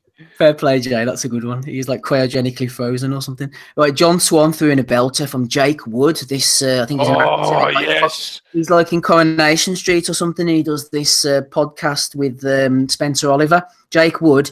If you could pick any 2 fighters from any era to fight each other, who would it be? Jake says prime Joe Louis versus prime Derek Chisora. And what's his prediction for the fight? Chisora could clip him, you know. Fucking hell. Oh my dear. Listen, I know no, I'm not even going to bother. I'm not even going to even entertain discussing or even explain to people as to why Joe Louis, when they get clipped off, tell Boy Chisora and get fucking dropped. It's nonsensical. You got the biggest, or no, it's not the biggest. You got one of the greatest heavyweights of all time fighting Derek Chisora, who could beat off a German fucking heavyweight to win the European title. Fuck off. Fuck off. Seriously, man. Come on, Joe Louis, Derek Chisora. He could clip him. Fuck off. Come on. Joe Louis, who Bud Sugar said was the greatest heavyweight that ever lived. Fuck. Yeah. I mean, you ask any real boxing fan, who's the greatest heavyweight of all time, you're always going to have an argument. It's going to be respectful discussion. Oh, I've got Joe Louis, I've got Muhammad Ali, but you can guarantee Louis will always be in the conversation. Fucking hell. Jesus Christ. Shout out to chat stalwart Jason Chukwu. He has pulled me up. Apparently this Jake Wood character is in EastEnders, not Coronation Street. Whenever I heard from Jason, I thought he might be nominating himself, but he's talking about Chuck Jamper, the judge, apparently. Man, poor Jason, man. He's ever getting pelters all week. Poor chap. Look, Jason. All the exam. Forget about Chukwu. He's talking about Chuck Jamper, Rob. I don't know what Chuck Jamper's done this time. I know that Chuck Jamper infamously appeared on Showtime once as a special analyst, and he was absolutely terrible, and they canned him. So, Jason, do enlighten me in the chat on what Chuck Jamper's been up to, because has he put in a bad card? I don't actually know, so apologies on that. Right, let us move on. Greg Cross was commenting on Kell Brook. Can't wait to box again at the O2 on such a packed bill, says Brook. Closing in on my title shot. Don't miss it. Greg Cross says, how is this closing in on a world title shot? Yeah, I would agree with that, Greg. Cav was talking about people complaining about the pay-per-view. Katie Taylor, this is Cav, by the way. He's saying that the pay-per-view isn't too bad, actually. Katie Taylor should be a pay-per-view fighter in her own right, says Cav. You've got the third and the fourth biggest international heavyweights as main event. Brook, Buatsi and Ben fights thrown in for good measure. Go and watch some Warren cards, you moaners. Not going to get dragged into a black hole here, but the amount of times that people say, oh, you've got this, it's a stat card, you've got Brook, you've got so-and-so, you've got so-and-so. Yes, but it's all about who they're facing, okay? You know, Gennady Golovkin, I'm not paying pay-per-view if he's like fighting against my dead nan, because she's not going to be much of a competition. You know, it doesn't matter if it's Gennady Golovkin. It's all about who they're fighting. That's the issue if anybody's saying, oh, there's some great names on this card. Yeah, but the opponents are shit. That's why it's not pay-per-view worthy. Just wanted to let that out. Sorry, everybody. Right, Boxing Bet Guru has nominated Ali Hamidi. I thought this is a great undercard that at Eddie Hearn and Frank Smith have sorted. A lot of love for this Frank Smith character. I'm not going to go in on him now. Extremely lucky to have Kell on, and then the big one. Extremely lucky, everybody. Only for £20. Extremely lucky. Not to mention Katie Taylor and Conor Ben. Great bill, in my opinion, says Ali Hamidi. Patrick Appleton was commenting on Tony Bellew. He said, come on, Del Boy. But he basically said common. We want to live like common Del Boys. We want to do whatever common Del Boys do, says Patrick Appleton. Hashtag assault women. Hashtag throw tables. Hashtag spit at champs. Hashtag slap champs. Hashtag Eddie Hearn and all his magnificent selling men. Good stuff, Patrick. Like it. Mars has nominated 5-star footy. What an amazing night. They're talking about White versus Parker, of course. What a lineup. Must be one of the best cards ever. Oh dear me. Matthew Skelton has nominated Rockin' Robin Deakin. He was calling out Steve Bunce for being into the old ladies of the night. Not sure about that one, Rockin' Robin. I'm nearly done, everybody, by the way. Andrew McCormick has nominated Eddie for his arrogance in his IFL interview this week. He says he doesn't care what fans think of the White versus Parker pay-per-view. Also says he's barely turning a profit from the show, even though he insists he's paying White 7 figures. More fool you. Ben Thorns has nominated Matthew Macklin in round 1 of the Hall McDonnell fight. He informed us that the card is full of great 50-50 bouts. By round 7, Matthew has decided that McDonnell was going to win, and rightly so, because this is not a 50-50, so he changed his mind. Porky's Corner has nominated Boxing Poles. This was the guy that was being threatened to have his dog raped last week, allegedly. AJ will make a great next James Bond, says Boxing Poles. So Freddie Cunningham says, and I agree with them as well. He then put a picture of AJ in a white suit on a pillow. This guy, Boxing Poles, he likes buying pillows with AJ's face on for some reason. Apparently you can get these. I mean, his house, I would not want to go in there. His house would be like, do you remember that guy in Alan Partridge who had all Alan's pictures in the spare room? I think that's what Boxing Poles is. His spare room would be like. 13 Mike Boxing has nominated Adam Smith, not Smido, he's gone. Adam Smith on Sky for his commentary tonight. Fucking shocking, says Mike Boxing. Not much more context. Do we need any? If you've heard it, you'll know what he's talking about. And Stee, 280292, write that down, has nominated Luke Bernard Haig for saying that Lewis Ritson is the British Edwin Valero. Chris McCarthy was talking about the show last night. He gets nominated by Luke. He said, you had the AJ Pacquiao excitement with Ritson. You had the Mayweather-Lomachenko admiration of Josh Kelly. 2 different fighters, no point comparing them. Oh, God, who was this? Jeremy Hitchcock has nominated BoxRec for getting the spell checking wrong. They were talking about the Paul Hyland-Lewis Ritson fight, and they said Hula Dance was knocked down 3 times. I think Hula Dance was predictive text from Paul Hyland. John Heaton has nominated Tony Bellew for saying the only person who will beat Josh Kelly is Josh Kelly. He's really good. He's flawless at times. John O'Donovan has nominated Sky commentary during the Josh Kelly fight. Not even anything to specify. The whole thing was hilarious. Kelly could end up, says John, being the biggest hype job of them all. Scott B has nominated Trunks. Ollie has nominated Foolish Swami. And Brian King, finally, everybody, has nominated Adam Smith for saying, I'm not sure Ricky Burns is at world level, at the level of a Garcia or Lomachenko anymore. No shit, Adam, no shit. Right, sorry about that, boys. There was quite a few there. They are all the ones that I've got. I think John Swan's nomination for Jake Wood is a strong front runner. Anybody have any to add in? I've got 2. I've got one for Adam Smith on Sky. During the Charlie Edwards fight against Anthony Nelson, he said the super flyweight division is difficult to navigate through to a world title. So roughly translated, guys, this means I need to duck a few fighters here. Yep. Edwards is going to get his ass lit up by it. He's a fucking bum. I don't give a fuck. You know, okay, he's improved a little bit, but seriously, he's going to get fucking lit up. Super flyweight is absolutely immense at the minute. No chance he survives. And I want to give a shout out to Adam Breadwood last night in Canada. Now, anybody who maybe seen it, actually, he was facing Simon Keane and he got caught, or clipped, I should say, with a left hook. And he just basically, he looked like me leaving the pub in Belfast, actually, a couple of weeks back. I swear to God, I actually left the Europa Hotel like this guy actually entered the ropes. It's honestly, God, he just like staggered like fucking, it's just unbelievable. So he falls into the ropes, like he's literally like almost falls over the top rope like the Royal Rumble. His corner walks in, puts the stool down. He sits on the stool, thinking the fucking round's it over, and the ref's like that. Fucking, I've not moved the fight off yet. He says, "Oh, I better fucking back up." He says, "Oh shit, man, no, the fight's off." So Adam Breadwood, me, I mean, he got bodied, didn't he? He just got entered. That Simon Keane, just honestly, fuck, what a fucking left hook it was. But he says it was like me leaving the Europa Hotel by a couple of weeks back in that. It was just fucking what a mess he was in. Holy fuck. Ozzy, throw any nominations if you have any, but am I right in saying that Simon Keane, was he the guy who was fighting that little dumpy fat shit in a Canadian card recently? Yeah, that's correct. It's the same guy, isn't it? Yeah. It's like Ignacio Esparza bingo, isn't it? Let's try and mention him every week. He was the huge overweight 40-year-old who refused to take his hoodie off, probably because he couldn't get it off, actually. But yeah, he was £275 of Mexico's finest beef. I've got a couple of nominations. Yes, go ahead, sir. Go ahead. One for @midnight_wolf05. Why is there no shout out for @Michael Benson, one of the best accounts on Twitter for boxing news? He then went on to say, he has all the latest news and updates as they happen. He summarises it all too.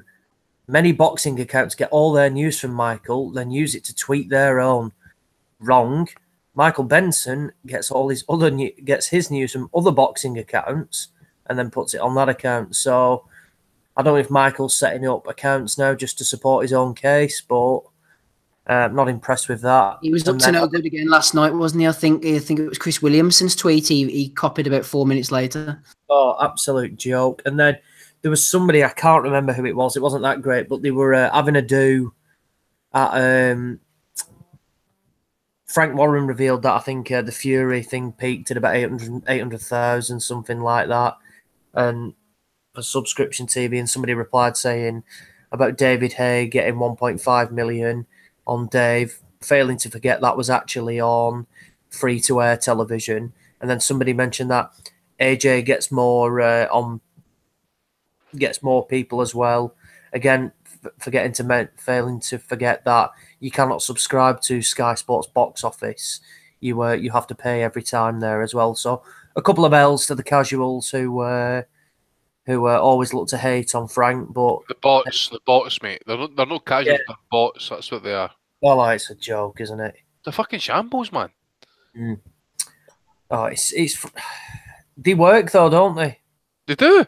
I think Ben's probably told us how it works actually, but I've actually kind of like when I see them, I click on the accounts, and I get a bit more wary now actually. So I click on the accounts, go and check them out. And I clocked 2 just swimming about my account the other day. I'm saying, listen, just fuck off. And I don't like blocking people, but see something that I see that that they're bots or whatever, that instant block. I can't be blocked with the cunts. It's just a fucking shambles, man. It's like an online Twitter war. You know, it's like nowadays everything depends on how you look or how you come across on Facebook, social media, Twitter, Bebo, whatever you fucking call it. But it's a shambles, man. I mean, I was listening. Bebo, there's like I was watching the football there last night. Who was I forget what team it was, but there was a player. He's actually he's trying to complete the Panini sticker album. So he sticks it out on Instagram that he needs X, Y, and Z players. Can anybody help him out? I'm like, fucking hell. It's just fucking shit. You can tell as well when the bots, because they it'd be like @John, and then it'd be like 1, 2, 3. Bigger number, exactly, Yeah, it's really weird, but yeah, and then you can also search as well. Like sometimes they all put the same tweet out. Like it'd be for example, I think there was one something about Conor Benn. And it came up on the tweet, and there was like 8 different accounts all tweeting exactly the same words. Yeah, MTK ones must get a group tweet as well, a WhatsApp message to say things, because you see a lot of them tweeting out the same stuff as well. I don't know what you think about this, Rob00743. I don't care about it, man. I got a good one though, but I'm not reading it out. Like I'm not reading that Spike O'Sullivan tweet out. But basically, his response to somebody saying that he had 0 chance against Canelo was that I have a better chance than your mother had of getting your head out of her. I think it means when she's getting birth. And then he implies that the gentleman's father has small manhood, and then says that it's like father, like son, and then call him a fat heap of shit. It was a fellow fighter, wasn't it, as well? Yeah, and he's like, who was it? I can't remember who the boxer was. Javier Medina. And right. He said, "Get back in your box, or I'll come and basically have sex with you and your mother," and then call him a fat little bitch again. So, that was nice from Gary. Top banter on Twitter there from Spike O'Sullivan. It's like the famous Billy Joe Saunders one, isn't it? When Fat Dan was giving him some grief, and he said something about I'll bend your mother over or something. Yeah. Jesus Christ! They're getting straight to the business there with their Twitter banter. So yeah, Spike can have one for that one. Who are you actually going for, Robert? Who was the guy that said Ritson? Jake Wood, isn't it? It's going to be Jake Wood. It was the guy that said Ritson was like the UK's answer to Edwin Valero. Oh no, that was Luke Bernard Haig. Absolute what? Like Ritson's not right now, but Valero was next level chiller killer. Like there's not going to be another version of him. Like. So if Ritson doesn't fall off a motorbike, hang himself, and kill the wife, you'll be a bit disappointed, Rob. All while thumping. Well, he's got a tattoos. All he needs is a fucking tattoo. A fucking what do you call it? Fucking what's the Prime Minister's name? Oh, Theresa Venezuela. May. Chavez. No, I'm talking about Ritson. All Ritson needs he needs a Union Jack across the. Theresa May on his chest. With Theresa May in the middle of it. That's what he needs. It's like Valero did with the Venezuelan flag. And what was his name again? Chavez. It Chavez. His name is. Aye, Chavez. Then it's Hugo Chavez. Hugo Chavez. Aye, Hugo Chavez. What's that guy thinking when he's writing that? Like, seriously, man. Edwin Valero and Louis Prince. He's thinking about meeting his crack dealer in 2 minutes. That's what he's thinking about, mate. He's going to come down any second, yeah. No, that was pretty bad for me. I can't see anything top of that. Absolutely. Luke Bernard Haig for you then. I'm going for Jake Wood. What about you, Ozzy? Yeah, Jake Wood. Yeah, I'm going for Jake Wood as well. Fucking hell, man. Congratulations, Jake. When he give you the Bellew of the week. Right, let's get out of here, boys. 11:15. I'm sure everybody has better things to do. Thank you for joining us in the chat. Don't forget to subscribe. Hit the subscribe button on whatever platform you're currently listening to this, whether it's YouTube, whether it's iTunes. It lets them know that you want to listen to us and want to be here whenever we're here every Sunday evening. Thank you to all the panel who have jumped on. Rob Kelly's still with us. Ozzy Smith, Andy Patterson. We also had Gabe on earlier. He's disappeared. Tommy the Guru, Alan, welcome return. Adam Smido-Smith, Donny, and thank you to our two guests as well, Chantel Cameron and Alex Dilmagani. Good stuff this week. Thank you for listening, everybody. I've been Steve Wellings. We'll catch you all on Twitter, and we'll catch you all 8 o'clock next weekend. All the best. Bye.